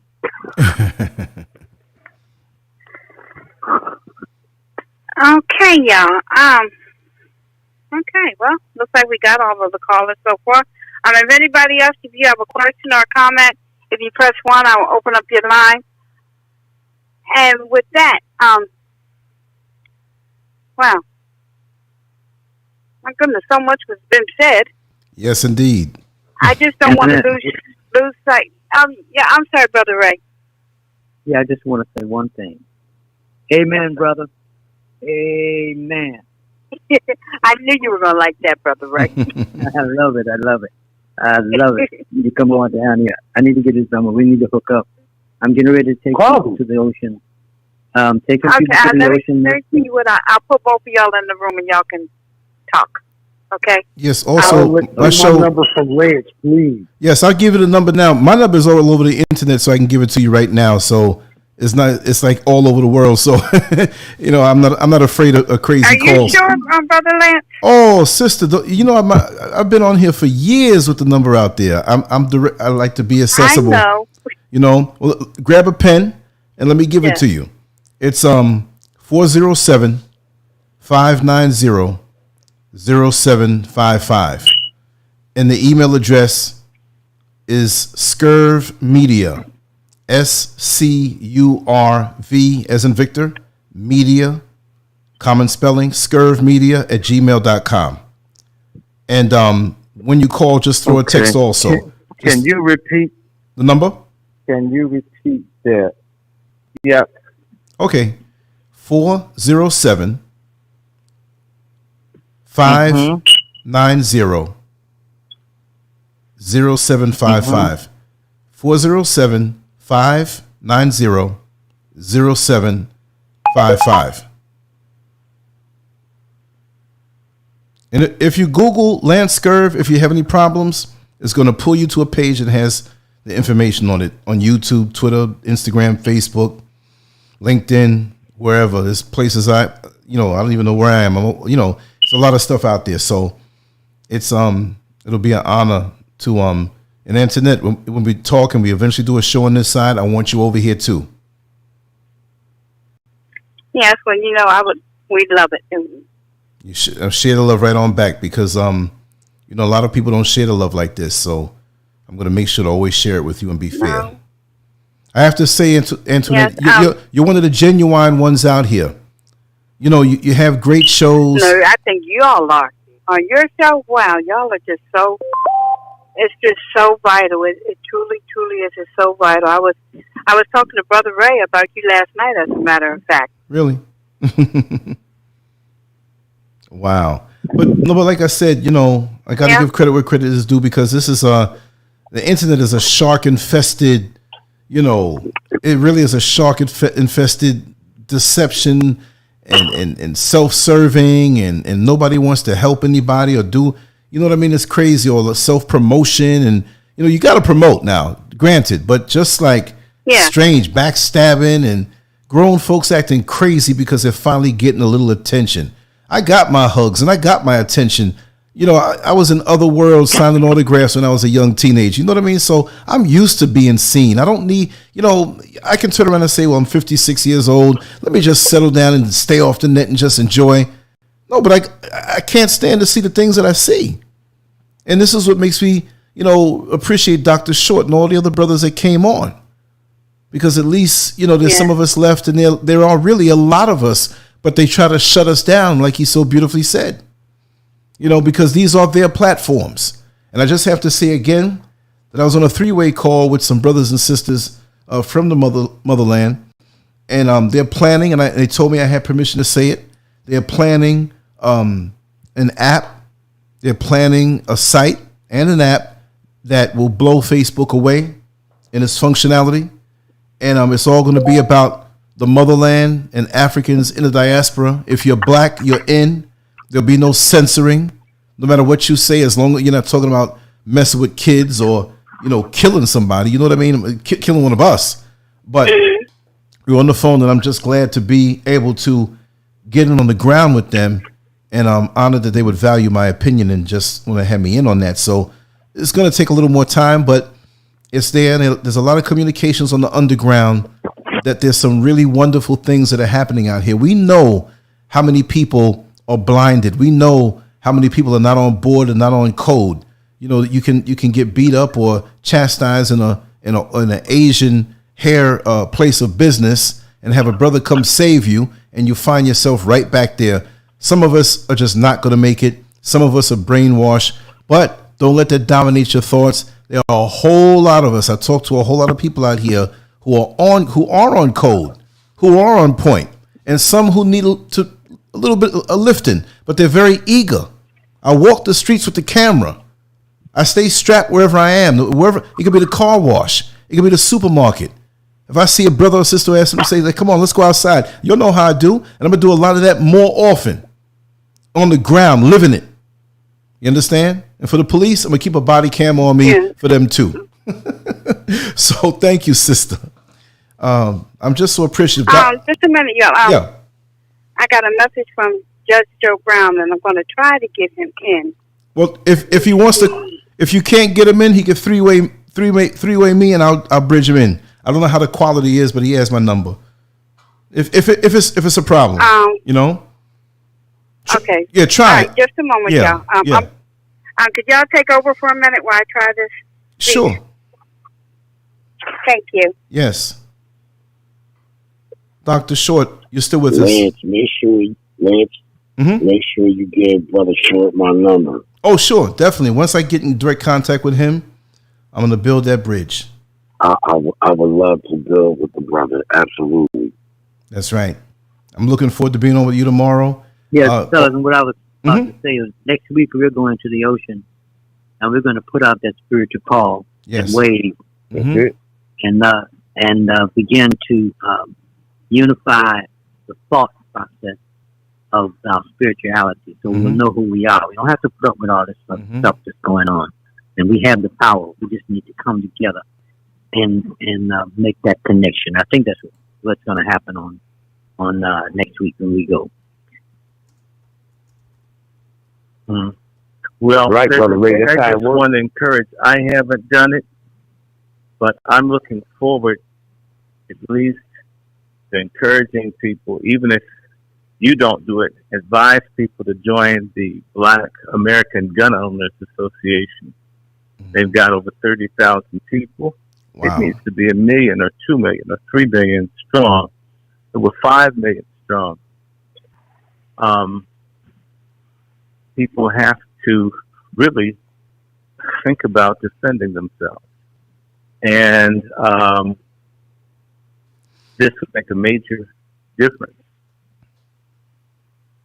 among other things. Well, and it's well, the weapon everybody should be having, Dr. Short, is a weapon called a long-range acoustical device. It's a sound weapon. You can get it on. Go to LAD, long-range acoustical device, and you can use the same weapon they're using against us and buy one of them little, like it's almost like a little microwave or whatever. And you put out a sound wave, and you knock somebody out, bro. That's the weapons of the future. What they use on us. Right. It's called an LRAD, long range acoustic device. Look that up. You get one for like $10 or $15, $20, man. That's they right. come at you bust them in the head with that sound wave. They can't do nothing, bro. Right. Whatever people can have, people need to protect themselves. Someone was talking about the Chappelle family. I don't know David that well, but I know the rest of them. That they were going to attack him and anybody else who does not bow down. Is like Shadrach, Meshach, and Abednego. Then they're going to put you in the fire. You have to be prepared to go into a fire,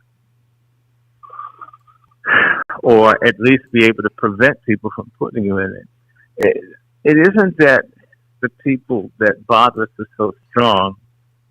It's that we have refused to be strong. This is why when the brother was saying people that call him anti-black, I don't even want to hear the conversation.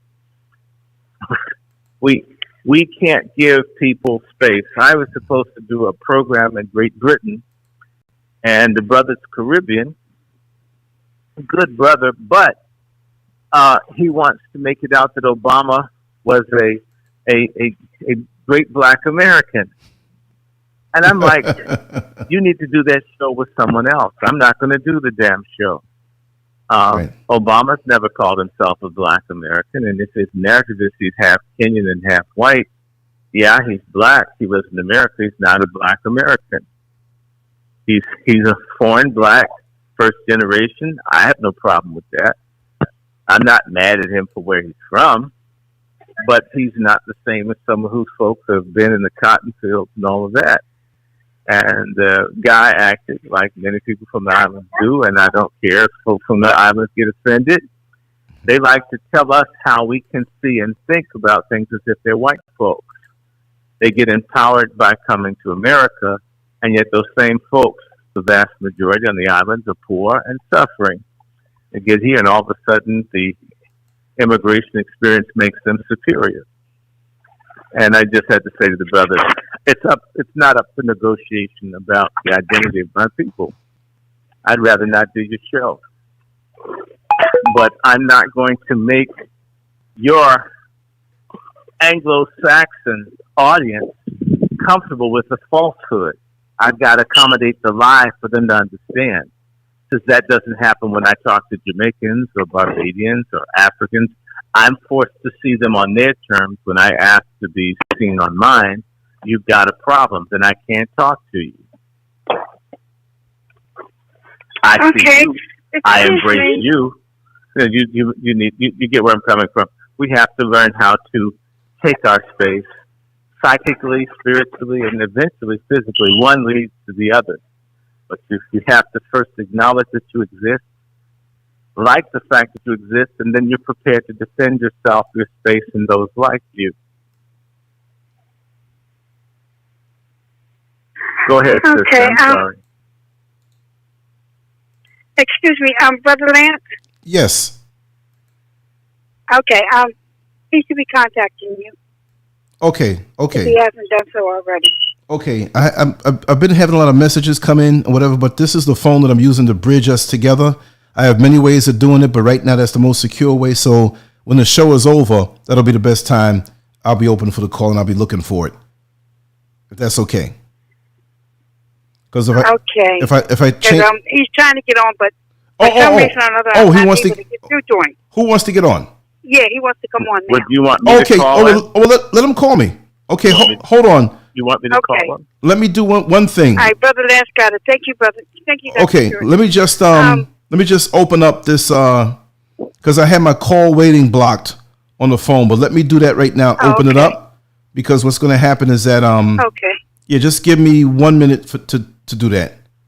Okay. Okay, thank you. Okay. Oh boy, thank you, Dr. Short, too,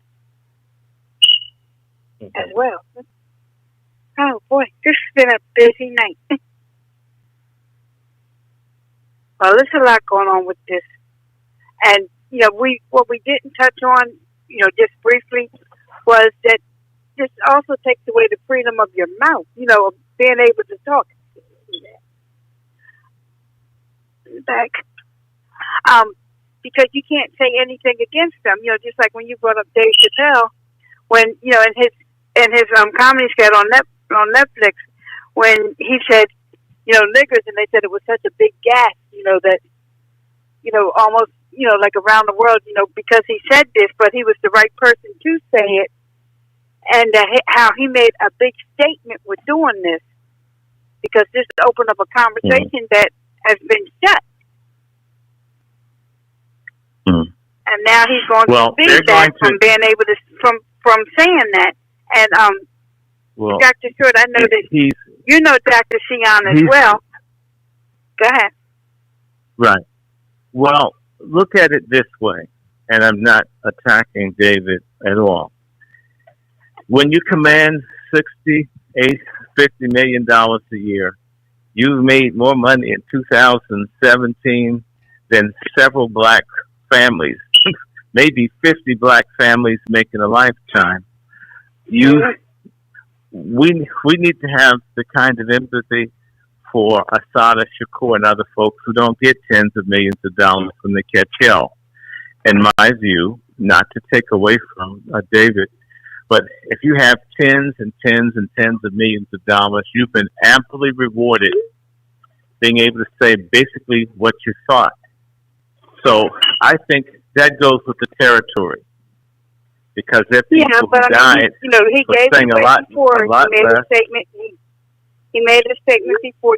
Just even when it comes with this whole homosexual agenda, and to still to come back after all these years, and just getting his foot back in the door to take the chance on putting it back out there. Antoinette, so check your messages.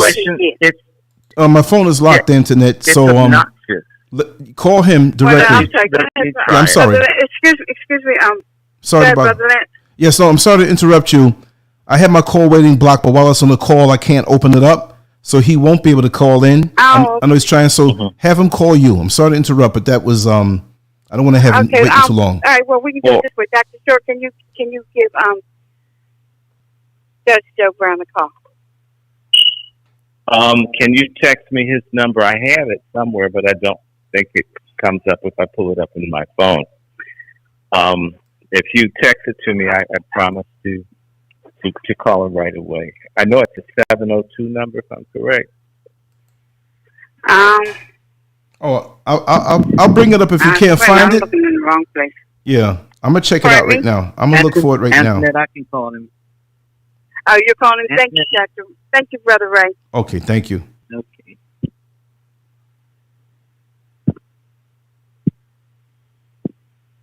Y'all continue the conversation. I'll be there. Yeah. Well, no, I'm glad he did what he did. Just understand, there are a lot of people, they can't even call a man and not be destroyed financially, economically, a woman.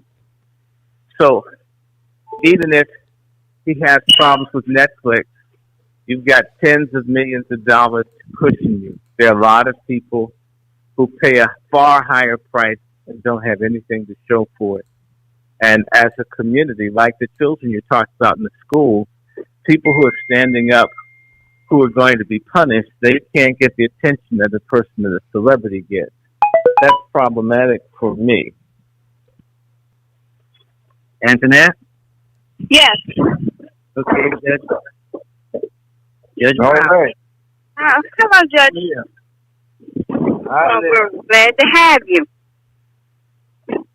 Okay. All right. So now we need your input on. Well, may I ask him for a favor first? Go ahead.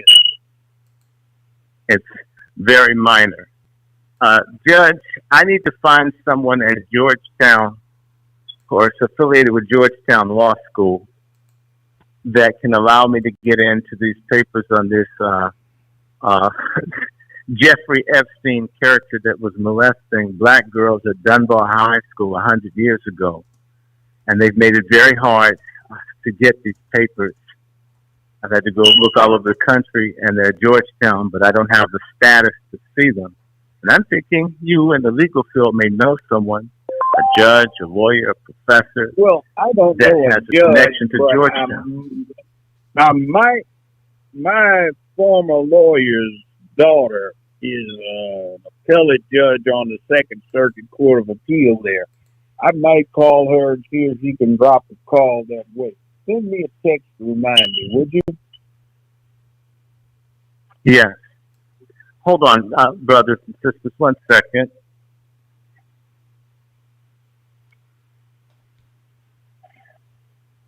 Well, I'm going to tell y'all something. They had a clown march up here in North Georgia today, y'all. Okay, in North Georgia, Monica, Georgia, today. Well, in case anyone hasn't noticed or you didn't hear him correctly, we have the judge in the house. He didn't come on his head this time. The judge is in the house. Welcome, Judge Joe Brown. So we have Judge Joe Brown is with us. Thank you, Brother Ray. And you know what, Antoinette? We have Sister Hawkins, the sister that's running to take on Cummings. I know she can't say much because she's running for office, but I talked to Judge Joe Brown back a few months ago, and I told him we want to go after COONS in Congress, and we're after a couple of them. In particular, John Lewis and Elijah Cummings are going to know that we're tired of folks not doing what they're supposed to do for us in the CDC. And this sister is an... I call them the people, the black folk in the house. I call them the house Negroes. Right. Well, we're taking the house Negroes on, and we're joined by Sister Reba Hawkins. She is a entrepreneur, activist, humanitarian here in Baltimore. Been serving the people in the streets for decades, and she's going to run for that seat. She's going to launch at the Terra Cafe in Baltimore next Saturday. That's 101 East 25th Street, Baltimore, Maryland, between 10 a.m. and 12 noon. And the whole world's going to know that we're going to get clean water, jobs, housing, and we're going to shake up the entrenched, compromised black leadership that will not do It refuses to do it. It's unwilling and unable to address anything that the people need. And so it's an honor to be in service of this sister. Sir, I'm with you. Oh, yeah. They're going after nothing but LGBT stuff. I mean, that's their business, but it's our business too. So, more power. It's our kids. It's our families. It's our kids. It's our families. I shared before you came on that they're looking to legalize prostitution in D.C. It's called the the Community Safety and Health Amendment Act of 2019 that would fully decriminalize sex trade in D.C., including parenting, purchasing sex, and operating brothels. You know what that's going to mean for our women and girls. And this is everything that Antoinette's cousin, what's her name? Nanny Helen Burroughs. God. Nanny Helen Burroughs. How dare you, Dr. Short? How dare you? Well, no, I can have a brain fart. I've been talking for 2 hours. Forgive me. I've been remembering names and facts. I really don't care how you feel about that. I know who I'm talking about. I know this woman. I mean, we had all these people. These people were fighting against our women being sold into slavery anew and prostitution. And forgive me, these Democratic coons or Democoons. We have Republicans, but the Democoons are more numerous, are pushing all of this filth, LGBTQ and illegals. And this is one of the things that I believe we got to get new leadership.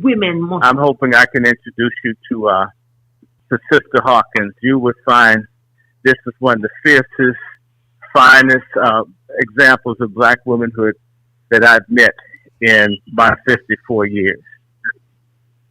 So this is as close as I can get to Nanny Helen Burroughs. I had to get a substitute. Oh, okay. You would like her, Antoinette. I know she can't say much as a person running for office, so let me get in all the trouble here. But she's calling me to talk. I'm going to have to bounce. But Judge Ray Fontroy, my brother, D.C. brother, by the way, she's from D.C., Ray. This is Ray Fontroy, Walter Fontroy's brother. And by the way, Judge, I think I have an email for you. I'm going to send you some information on this pedophile that claimed he raped 5,000 girls, and they didn't give him one charge. And they have these papers hidden everywhere. You know what? I'm going to get them. Send me a text notifying me that you're sending me an email, and I'll let you have my email number, but I've got 54,000 pending emails, so I understand. I do understand. I do understand. But this is why I'm telling you. I'll either get a way to reach you through a Shira or Ron Hurd or through Sister Antoinette, and I'll get that off to you. And y'all watch. Baltimore's going to blow up. And this is my prayer. Find one place. Detroit this week on Wednesday the 17th, where you have the human rights takeover that they're planning on going into. Well, praise the Lord. And on Saturday we set ours off. It'll be the same week. It's going to be busy. It's getting hot. Woo, it's going to get hot. Yeah. Yes, it is. And then also on the 19th in California, they're having the sit out where they're not sending their children to school in protest of this LGBT stuff. So that they don't want this curriculum taught in the schools. I mean, which it's not a curriculum. I don't have small children anymore, y'all. So teaching the only thing I children can to put do is that. lubrication. Wait a minute, excuse me, Dr. Stewart. Let me finish my thought, please. Is that join in with California. They're having to sit out. I mean, and I'm not trying to tell you how to break the law or anything, but just think about y'all's children. Well, you know where else they need to sit out?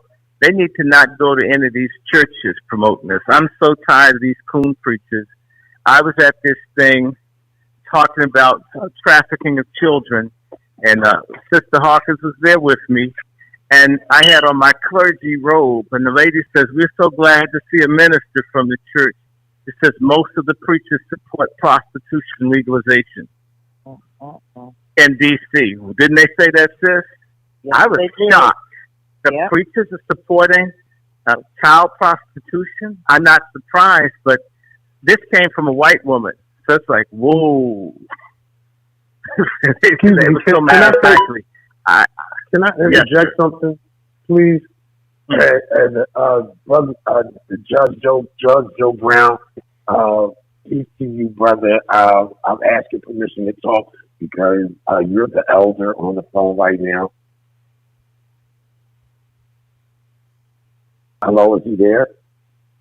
Yeah, go ahead, man. Go ahead, talk. Okay. Talk. You got it? Okay. I just want to put a thought out there and maybe remind everybody of history so that maybe you can be some understanding as to what's going on and why it's going on. And maybe we're taking the wrong approach to this. Let me remind you all, historically, we was here before these people, okay? And we don't know exactly how they got about, but they were here. They came about, we don't know, and it's a super theory as to how they got here, but they're here. And part of their problem had everything to do with them being envious and jealous of not having anything to do with the great things and the evolution of our ancestors. And their culture initially was abstract and the opposite of our culture.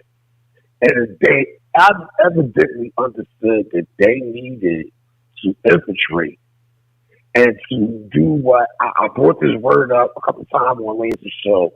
It's called deracination. We have been deracinated. Our own culture has been uprooted out of us, and their culture has been put in us. See, the whole deal was if they could figure out how to take us away from what made us strong and what gave us that solidarity to be the strong people that we were, to do the things that we did, to discover the sciences and the arts and the frequencies that we were on, then it would be easier for them to coexist in society. If we can't pay attention, if you're not paying attention to seeing all these things that are now becoming things accepted and now tradition that we're arguing over, should it be, should it not be, these are not things that are of our culture. That's their culture. It's not our culture. They gave you the religion. They gave you the education system. They put us in this position so that it would evolve. They understood hundreds and thousands of years ago when they put their agenda into place that they knew that if we would accept it, if we would continue to push it, we will continue to perpetuate it and propagate it, and it will become tradition to us. Once upon a time, homosexuality, that wouldn't even be a conversation in a black person's home. It wouldn't be a conversation in our neighborhood. You couldn't freely walk out and act like that if that really was you.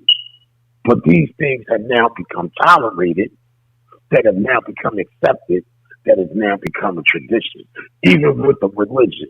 And if you don't understand that the religion comes from a people who have a homosexual culture, then you would understand why there's so much homosexuality in your church. You can only evolve and become like the nature and the mind and the spirit of the creators of the culture and the thing that you are involved in. But what I have noticed is this, and I live by a motto. People say, when you in Rome, do as the Romans do. Bullshit. When I'm in Rome, I do as Africans do. The problem here is that we're getting involved in, and we're wasting energy in things that have nothing to do with us. But what I noticed about them is this. When you ignore them, when you don't give them no energy, when you pay them no attention, until it's time to deal with them and they at your front door, why is you giving them energy? This is what they wanted in the first place. And now they got it, and they're getting it, and we keep feeding into it. Yes, we should be homeschooling our kids. Yes, we should be removing ourselves from anything as much as possible that would give them the attention and the power. Starting with their God, starting with their culture. Get a ghost up. You not a European. You not a Roman. You not a Greek. You are African. If you want to call yourself an African, you want to call yourself a Tibetan, I don't care what you want to call yourself. Just understand we melanated people are the original people of the planet. We've been here. We've always been here. We don't know where they came from, but it has been biologically proven that these people only go back 10,000 years. So they have a problem with the fact that they came late. They have a problem with the fact that they are not who we are. And this is why they go hard behind the scenes creating artificial intelligence that we talked about earlier, trying to be us, while we so busy trying to be them, because we have been deracinated. Look the word up, deracinate. D-U-R-I-N-I-C-A-T-E,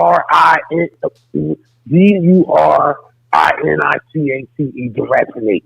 It's when you take someone else's culture out of them, you extract their culture away from them, and you turn them into something else. We are more like Europeans than we even want to acknowledge. And all the things that we fighting against are things that we have accepted that we continue to propagate. You know, we don't want an LGBT, then we got to set the rules for ourselves. We have to set the standards. We have to say, yo, we not allowing it. We don't want the cool. We ain't got to talk about it. Be about it.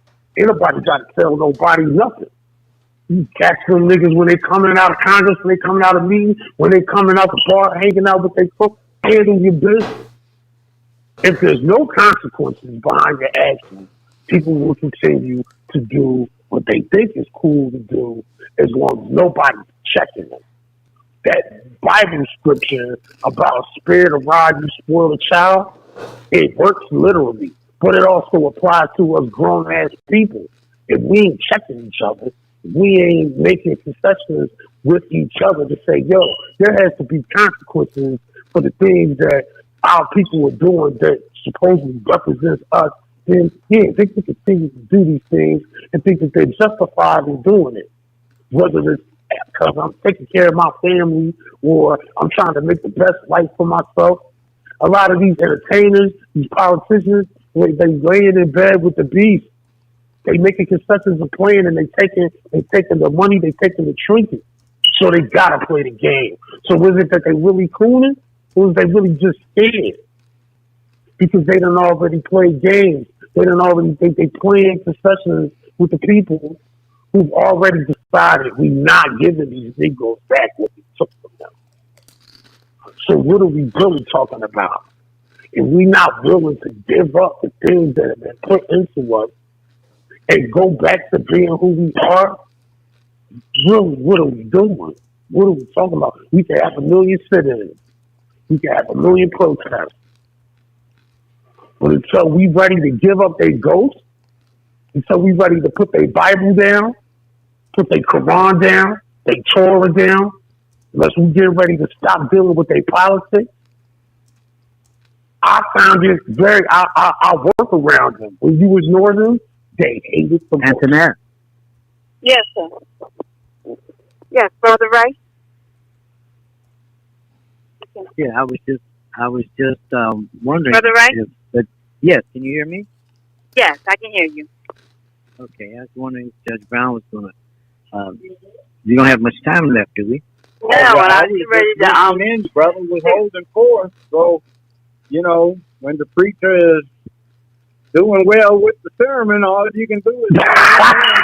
But you know, Judge, we only have a couple minutes left. Let me ask, okay, Brother Lance.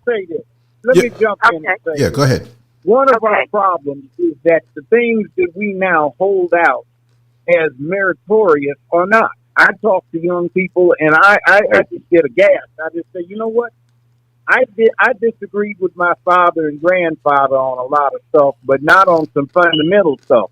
These kids now are disagreeing on fundamentals, and they got it from this media that's been propagandizing for 50 years to get the man out of them. And when you take the man out of the equation, you take out order, dignity, principle, and purpose.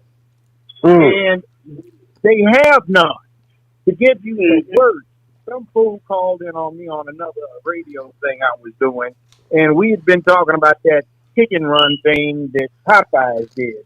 And he's saying, I don't know what you folks talking about. I wait in line for 2.5 hours for a delicious chicken sandwich. So I said, I won't even wait in a good restaurant 2.5 hours to be seated, let alone stand out in the hot summer sun for some fast food, junk food. This is their food.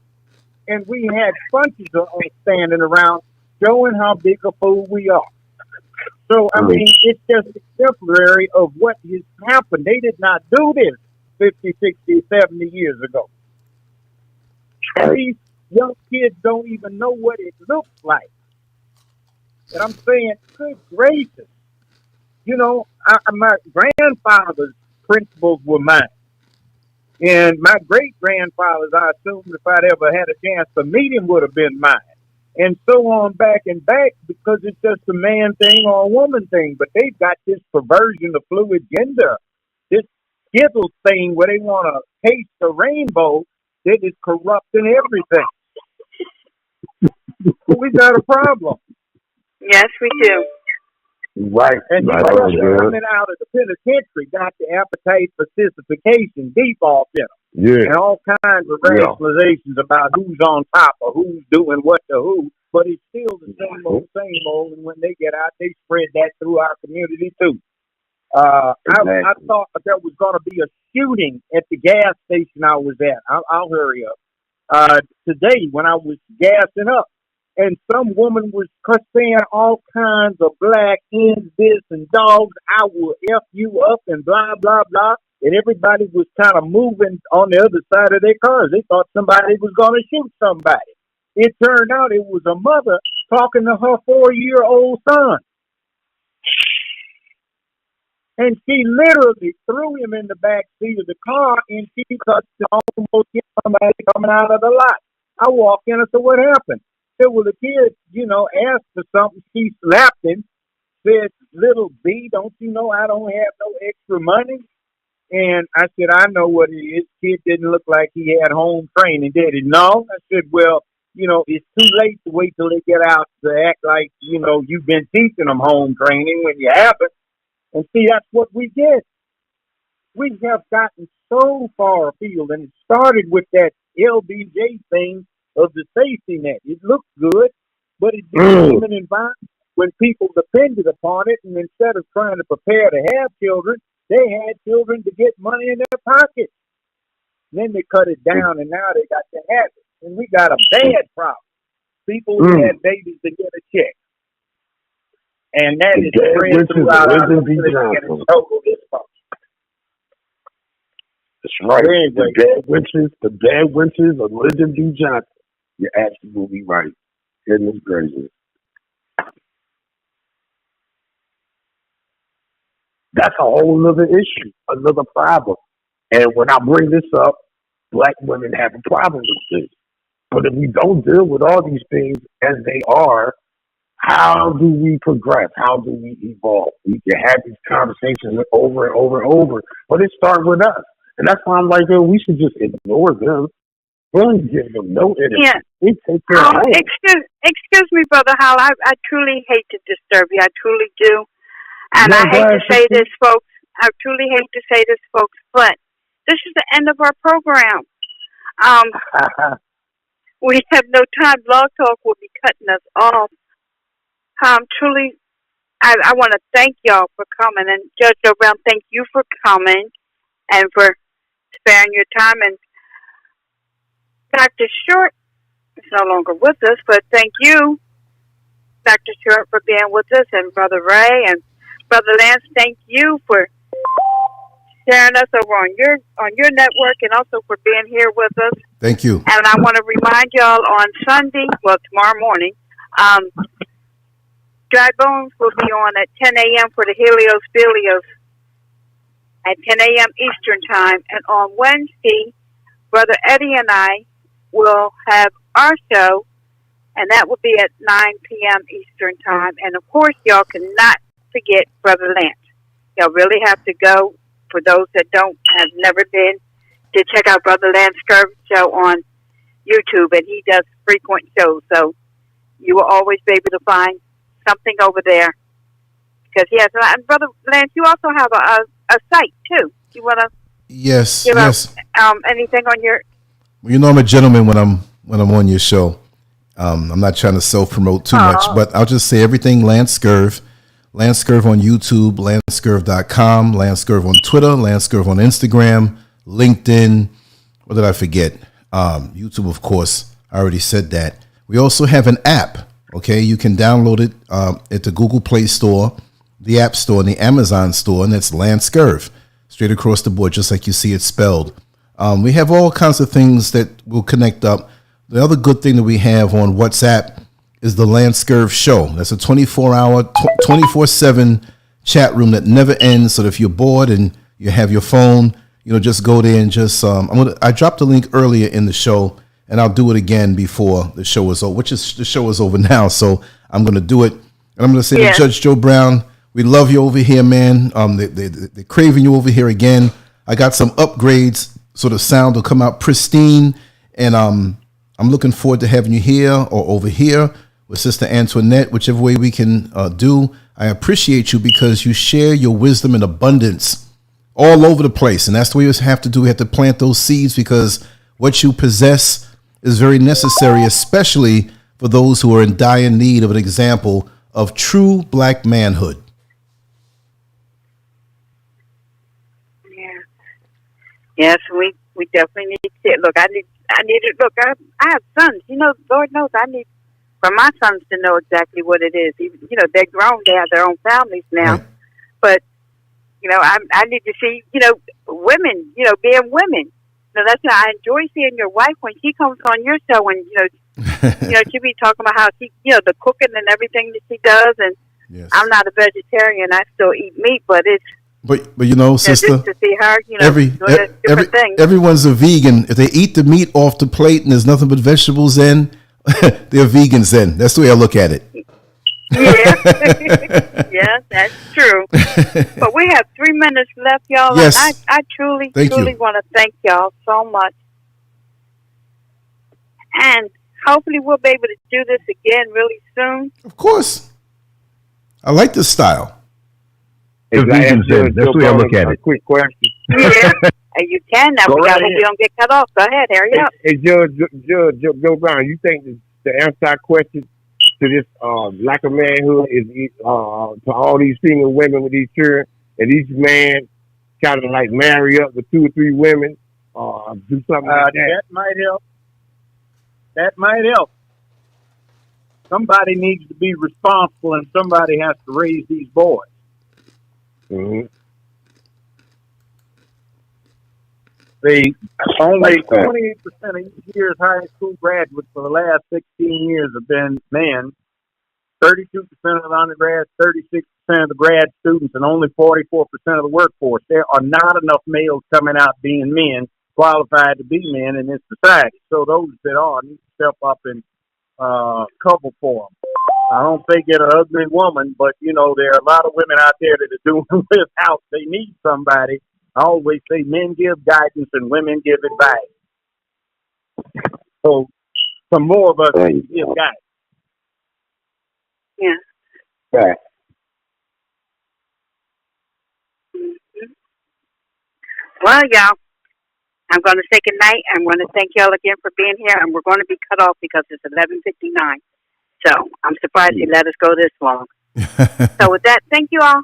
Don't forget drive home tomorrow morning. Yes. And don't forget to join Brother Eddie and I on Wednesday at the same number and everything. And y'all have a good one. And thank you again. Good night, everyone. Good night, Internet. Good night, right. Judge. Bless you as well. Thank you. Thank you. Bye-bye. Wonderful, wonderful, wonderful. Thank you for using Blog Talk Radio. Goodbye. Those are the days I used to hear it with Blog Talk Radio. I'm gonna wrap this up. I'm going to hit this here. I would love to get the judge, but I don't want to push him right now. We did 3 shows already together, very long shows, I might add. And I know he's all over the place, so I don't like to pressure him or just keep bugging him. I did speak with someone last night. I don't know if they're going to be on, but I had some text messages with Dr. Umar Johnson last night. I want to thank, I've had his number before, but he never responded. But, you know, regardless of the people, how they feel about, you know, Dr. Umar Johnson, what he says, the things that he says are on point. So I think it'll be very interesting, but I can't promise that right now. It might be tomorrow, might be next week. But I gave him the best times. So we'll see. We're working on a few other people. And like I said, I speak to everybody large and small. And not that anybody is larger than anybody is smaller, but, you know, in general context, where you say, okay, this person's well known or not. But truth is truth, and truth takes many forms. You know, so I don't get caught up in that. I will sit down on the curb with somebody in the street who might be downtrodden and might need somebody to talk to or speak some truth or just speak their reality. You know, I have my feelings on things and I have my thoughts on things, my perspectives at this time, because things evolve so much. And things evolve. What we were 10 years ago, what we were 20 years ago, if we were on the earth that long, what I was 50 years ago when I was 6 years old, we don't change, we evolve. Things affect us. We are the sum total of our experiences, and they help to mold us, you know. But then wherever we are, we have to always have the ability to come out of where we are and see another perspective. Even if we say, you know what, it's like going to a restaurant and trying a new dish, or a little fork full, a spoonful out of somebody else's dish. Nah, I don't like it. I don't like it. You don't hate it, but, you know, you tried it out and you don't like it. We have to constantly expand. There's certain things we're not going for on this show. You know, there's certain things we're just not going, some buffoonery, foolishness, other agendas. We're not going for it. It has to be about our empowerment and upliftment. But I like to speak to people directly and let you make the call for yourself. I won't say judge, but you assess. Judging is when you don't know. Thank you, Lovely Brown. Judging is when you don't know. Assessing is when you had something placed ahead in front of you and you can assess it properly, right? So we hear things about so many people, right? And we can form an opinion. If you're in a neighborhood or on a job and you have coworkers coming and say, man, I got Lance, he's a prick. He's no good. He's jacked up. He's this, he's that. A lot of folks think that about me because when I'm on jobs in the past, I've always been the quiet guy who didn't go for no mess. And if people tried me, I'd straighten them out quietly and they get their feelings hurt, so they have that opinion about me. But you have to get to know on a deeper level where we're coming from. And maybe we can criticize. I don't mean openly just blabber out and complain. Constructive criticism if we see something different. And this is what I see online a lot. I see a lot of people who they want to start drama. They want to have this back and forth thing. And that's not really conducive to anything successful or anything positive. It just entertains the oppressor because he knows as long as we go against each other, that he doesn't have to worry about us. The destruction of the black family is going on big time, but nobody's talking about it. They're not going to talk about it on the so-called mainstream media because they work along with everybody else. And now you see, after Dr. Randy Short spoke early and how detailed he got about how far this decadence has gotten, maybe some of it, see, we all here know, you know, he's speaking really, you know, he's preaching to the choir because he and the Lance Skirvish on the chat room for the most part, and those who watch the show, if you're still here and didn't get insulted, I mean, overall, you know where we're coming from. So we want to get the people who really don't know and expose them to people who they're really not going to see normally on any other platform. And there are a lot of good platforms out here, not just here. I try my best. One thing that I have a complaint about with myself is I'm going to have to start to have at least one show a day at a regular time so that no matter what notifications don't go on, they come on. But I'm going through lots of positive changes right now. And one day very soon you'll see and you'll understand why. But once the positive changes have settled, these are good positive changes. Once all of that has settled, it's really going to be a wrap. I might have 3 shows a day on certain times and uploads and other cameras working in the street, just more than you can see every day. Got a master plan, y'all. It's not just, I have a vision, and it's not about me. It's about starting something that can go beyond me, because we all have to transition one day. And part of my work is being able to build something that's so strong, it's bigger than me, and eventually evolve away from just having my name as that address, because the name is just an address. The Lance Scurv Show, as you can see, doesn't just mean me. Yes, Queen Khalifa, we can have that opinion. I understand. And again, I'm going to say I have my feelings too, but let us talk with us. The lines will be open, and it won't be the insult, but just a dialogue on an intellectual level.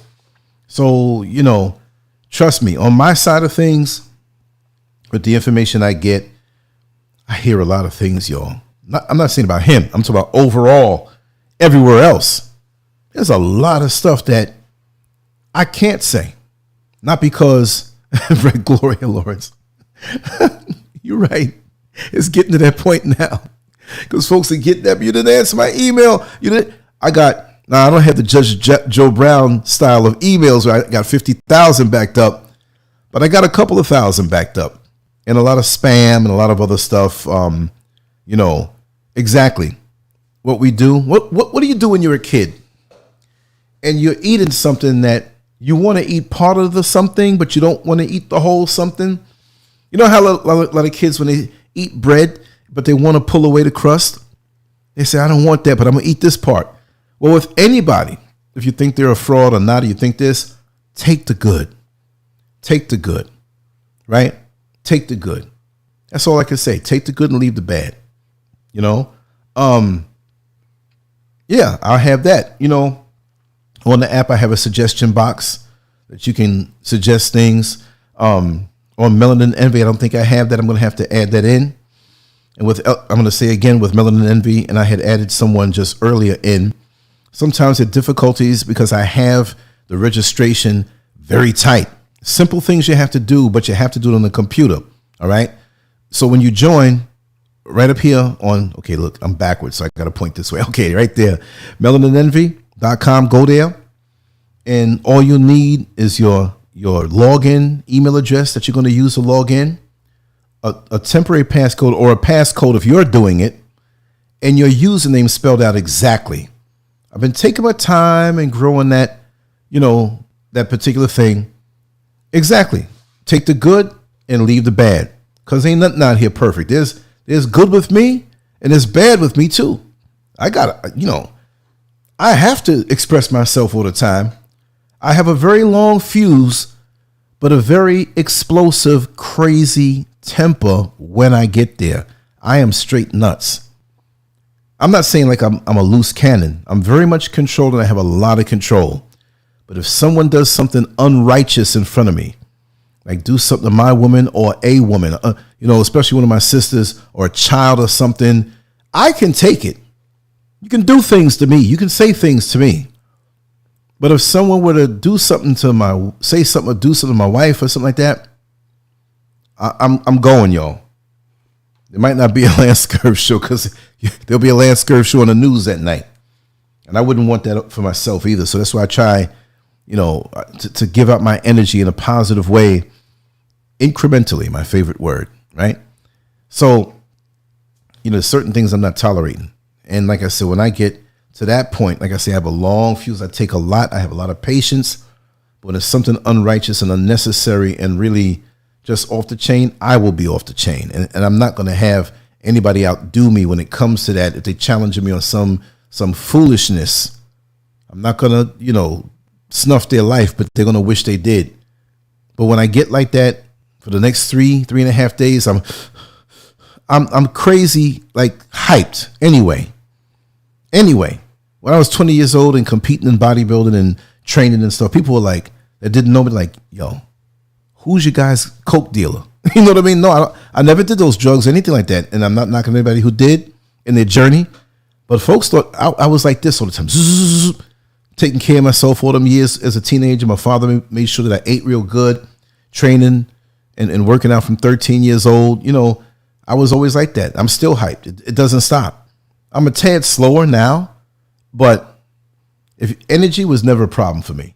You know what I mean? I'll go around the clock, no problem. But anyway, like I said, we have a lot of good plans and things that I seriously want to do. There's a lot that goes on behind the scenes. I'm not trying to make it seem like some big, like I have this staff and 20 people in this big building. I'm not trying to make it seem, and when I say behind, I really do mean that, because when we get on the show, it's playtime. It's time to just sit down and talk. But, you know, there's planning and calls and you know, just things that don't work out, things we're planning now. Oh man, we got some good things. Even events now. You know, with Brother Grunch and my brother Trey and Brother Daryl, they are having events here in Orlando that are phenomenal. And I came up with an idea that I think is going to work out really good with any event that we do, because we're not going to be on YouTube doing it. It's going to be on Vimeo when we do. And you're not going to, you know, it's going to be exclusive. Okay. Say, for example, he wants to bring down to the Bronze Kingdom. And if anybody is on the channel, if you go back or go to the channel and search Bronze Kingdom, or just do a general search, Bronze Kingdom Lance Scurv, you'll see what we did there. Phenomenal place. And so when we do events, whether I'm here in the state, out of state, traveling out of the country or something, which those things are going to happen, I'm still going to be able to broadcast it. And say, for example, we bring Minister Louis Farrakhan down, or somebody who, you know, even though I love him to death, but I got my issues, but I'll keep them things to myself, you know. Say it's something really big that people usually charge all this amount of money for. I'm going to hook it up where, because of the event and, you know, the venue has to be paid, the individual has to be paid. They have to come down to an Airbnb or hotel, transportation, food. And a lot of times with these events, why many people don't take it up on their own to do them, not that they're trying to even be or make a lot of money off of it, but they don't even break even. They lose money. So they say, you know, I'm not even going to do this. So we brainstormed and I came up with an idea. I said, why not have it, because on Vimeo you can charge, and I'm not going to sit here and say we have this great person coming on and we're going to charge you $50. No, $2 and $3, y'all. If we had, look, and this is, I have no problem sharing it.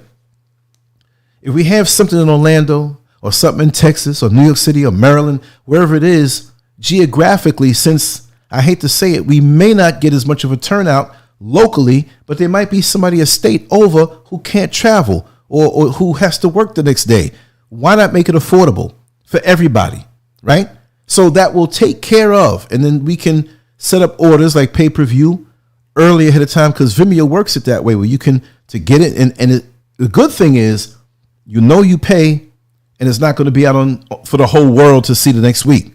You understand? We'll keep it tight, and then maybe like 2 months from now, we'll release it to the general public. But it'll be something up close and personal, where there will be chat rooms and even ways to call in, where all of us can, you know, and I'm trying to set that up. And I'm not the best person with gadgets, but I'm getting pretty good, you know. So it'll be on a smaller level, but anybody from all over the world will be able to tune in really close and personal, and really feel like you're part of a good event without having to spend that much money, transportation, traveling, all of this stuff. I think it'll work. I really think it'll work. I'm open to traveling. Brother Quaco and I, Mr. Scurv, we're open to going different places and doing different things where needed. You know, where needed. We're open for that. You know, I'm free for that now. I can do that. And he's open for that. We discussed that early, a couple days ago. And Brother Quaco was over earlier, but he was a little fatigued. You know, he works very hard. And I dropped the link earlier before. I'm going to drop it again. We did a video sitting by the kitchen table. Of course, I said, you know what? Since you're tired, I gotta record you and have something to put up. But he will be here tomorrow with Brother Jeremy. Brother Holler's also going to be on at a separate time, I guess. But this is what I'm going to do. I'm going to drop this link right here for Quaco's little video that we did. Very interesting. Here we go. I'm going to wrap this down because I have a few things that I have to do, but tomorrow will be jam-packed. So I'm going to say it again.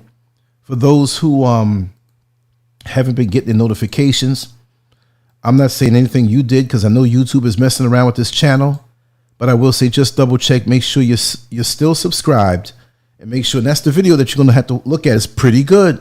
It's very good. Brother Kwaku put it down for like maybe 30 minutes, but it was intense. But just make sure that you're still subscribed to the channel. And when I'm also saying, I'm not saying anybody here did it, but just being subscribed doesn't mean you're going to get notifications. So you hit that bell icon, a little bell looking thing like a shaking little bell, click it, hover over it, click it. It's going to say all, customize, or none. If you want to customize the notifications, fine. But usually you want to hit all of them, hit all. And then now we're going to see who doesn't get notifications. Now, if you do all of that, and you don't get notifications when you do come on, just let me know what show it was. Yes, Mike Helen, it's going to be on. I want to get you on too. So I'm going to arrange it a certain way in here. Everything here is working and clean and ready for them. I was ready for Brother Kwaku today, but he said, listen, I got to go home. I'm resting. So I got some things to do. A little while I'll be up. Those shows not going to be until the afternoon. I don't know if Holland's going to get on earlier, but in there, I'm going to squeeze in a little backyard video and maybe something live early. Cause I gotta pack it in. So we're going to have several shows tomorrow, but that one is going to be full of truth and intensity, and it's going to be daggone good. And it's going to be wonderful. So yeah, tomorrow he said it. He said he's going to go pick up Jeremy and bring him on over here. So my job is to keep them here as long as I can. If it's 3 or 4 hours or whatever. Because when they start dropping it, it's going to, do good. Yes, I'm going to get Heidi back on too. She was in the chat room the other day. She had a new name, Beach Queen, right? And oh yeah, that Bahamas video, I got to put it up. I have not done it yet. We went shopping, food shopping here and there. What's the brother's name? Big shout out I want to give to him. Oh wow. We met in oh God, let me see if I can check it on the computer. Met the brother in his name is slipping me for some reason. But I met the brother. Okay, let me look at the messages here. Just want to give him a shout out. We locked eyes and he realized that he knows me from the shows. And he's really a good brother. And I don't think he minds me telling, because he told me, and I'm not putting this business out, but he told me, he said, listen, man, what was it? He's suffering from some type of ailment. That's all I'll say. And he said he's really about truth, and he really is. And I can look at this brother's eyes and see the sincerity. And very strong brother. And he's dealing with some things right now, but he has such a positive attitude, and he's full of life. No, it's not HIV. No. And if it was, but it's not that. It's not something that severe. But yeah, and I spoke to Dr. Kang earlier today, and maybe tomorrow in the evening, I'll get him on, because I want to set up some different templates, make things a little fancy. That takes a lot of quiet time and focus. You know what I mean? So it takes some time to get those things done. So I was telling him I wanted to promote him heavily. At least once a week, do a nice long show. I'm going to be, like I said before, I didn't even have a chance to set up the templates to advertise. So I'm going to do that. So I'm going to be playing around with that, play some music, wind down, and do some other things. But tomorrow's going to be jam-packed. And I'm going to wrap it down now. And I just want to keep everybody happy. And, suggest to me who you want to have on. If you have anybody that you want to have on, let me know. I'm open for it. This is what it's here for, right? This is what it's here for. Look, today, Judge Joe Brown was on. Dr. Randy Short. Hey, when they're on, zip, I got to be quiet, because the elders are here. They know so much more. Their experiences. You always have me here. When they come on, I got to honor that. So yeah, you're right, Royalty. Not just the outer battle, but the spiritual battle. So that being said, play a little music. We're going to wind down, and here we go. We turn it up, right? That would help. That's what I'm saying. Don't forget, Kwaku tomorrow, or rather today, and enjoy the video. We're not gonna get out. out of that place. And even sometimes when I speak, and some people will look at me and say, man, you gotta be careful of what you say. And I tell people, please do not tell me to be careful in what I have to say. I am not afraid to speak. I am not afraid because, look, I am here to do work. The fact is that when I go to my job, I don't just stand there and look at my job and hoping that it get done in some other way. So the job that I'm here to do, I am doing. I don't want anybody to sit and say, oh man, I'm worried about this. Don't worry about me. I don't want people to go around and worry, when is white supremacy going to get him? These are the things that they want you to think. These are the places that they want to put you in.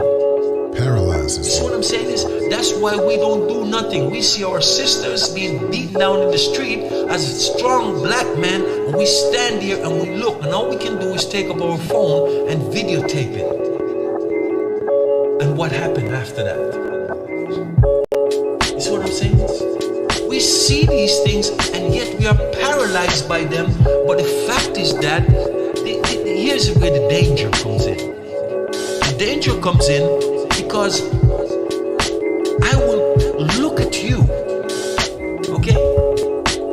I'll give you a scenario. Here's a white guy over here. He's got a lot of food, even food that he's just wasting. And you have a gun, but you ain't going over there to rob him. But here is it that me or you who live right next to him, who hardly can find enough to eat and feed the family, that's who he's coming to kill. So what does that say to you now? You see, this is so much self-hate. It is so much self-hate that is within you or me that is going to destroy the other person who look like you or me. And the food, all the food is over there. But you won't cross that line to go and get the food that you need. You're going to cross the line to take away what this other person hardly even have. Because you hate yourself so much that you figure if you destroy yourself, then it's good for I don't have to worry about this God that's living over there, because the God ain't going to give me no food. And if you don't volunteer to give me no food, I'm not going to go over there to take it.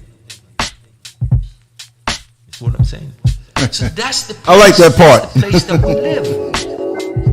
That's the place that we live. And so we have to stop feeding into this narrative where we are living in such fear that when a brother starts to speak truth to power, we're ready to say, oh man, hush, hush, hush.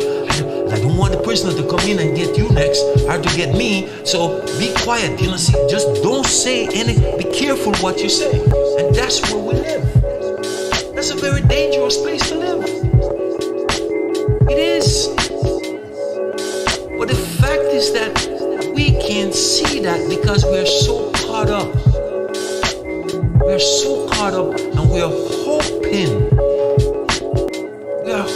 That we just wake up one day and everything magically change. And that is the thing where all of our people, a great deal of our people, is waiting for this magical person to come out of the sky and fix everything for them. That's what I'm saying. It is no magical person that is going to fix it for you. When you have a problem in your house, you must be the one to fix it. You see, what I'm saying is, I'm dealing from a place of logic. I'm not dealing from a place of imagination. Because a lot of us, we're dealing from a place of imagination. And that's where the problem comes in.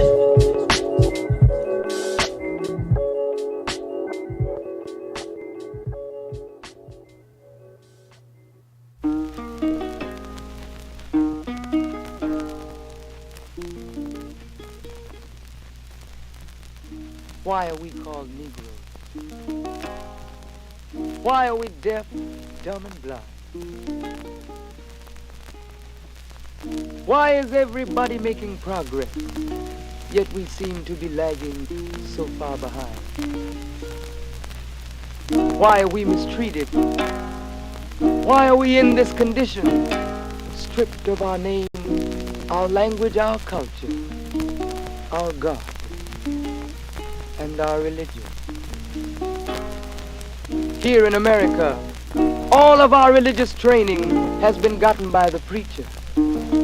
He has told us of a heaven way up in the sky. Big day tomorrow. Can't enjoy now. If Umar Johnson comes through, that'll make it even better. But all of the years that we're living, for us there's nothing but hell, Good night, everybody. pain, torture, and misgiving.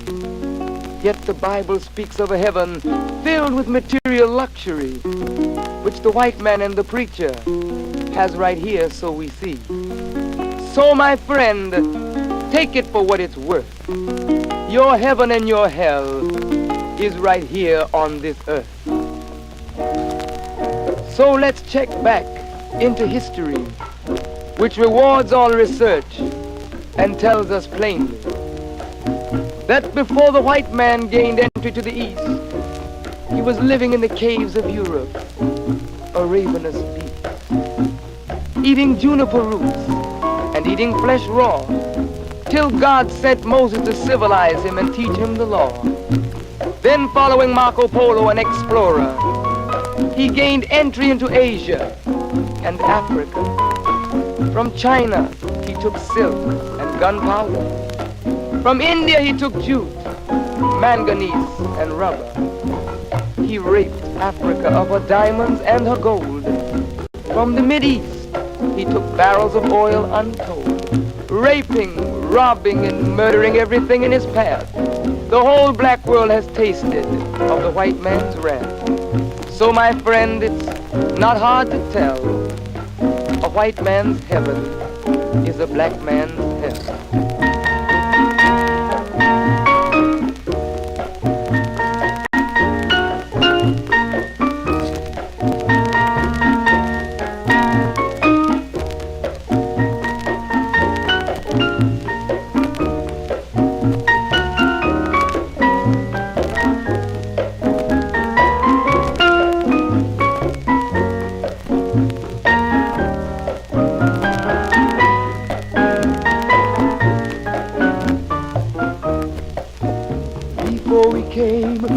America, we were living in the east. By the Nile River, we were living in luxury, enjoying freedom, justice, and equality.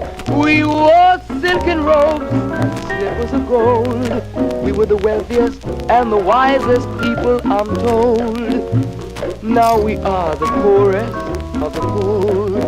Nobody wants us at their door. So my friend, it's easy to tell. White man heaven is black man hell.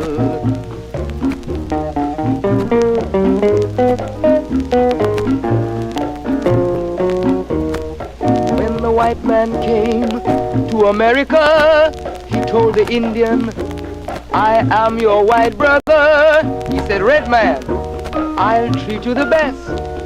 Yet and still he pushed the Indian further west with his white woman and firewater. Tricks and lies, he stole America. The original owner of this nation is cooped up on a reservation. So my friend, it's easy to tell. White man heaven, black man hell.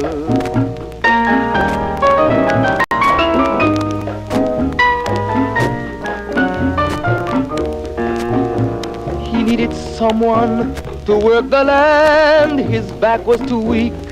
He needed you, black man, so he commissioned Sir John Hawkins to commit the world's most grievous sin, to take a man who's born to be free and bring him down to slavery, to sell a man as merchandise, on his body put a price.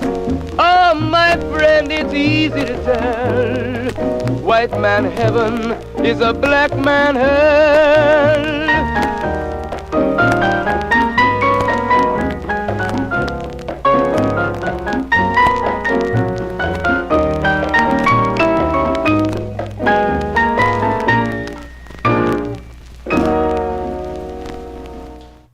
Get your rest, everybody. Tomorrow's going to be one heck of a day.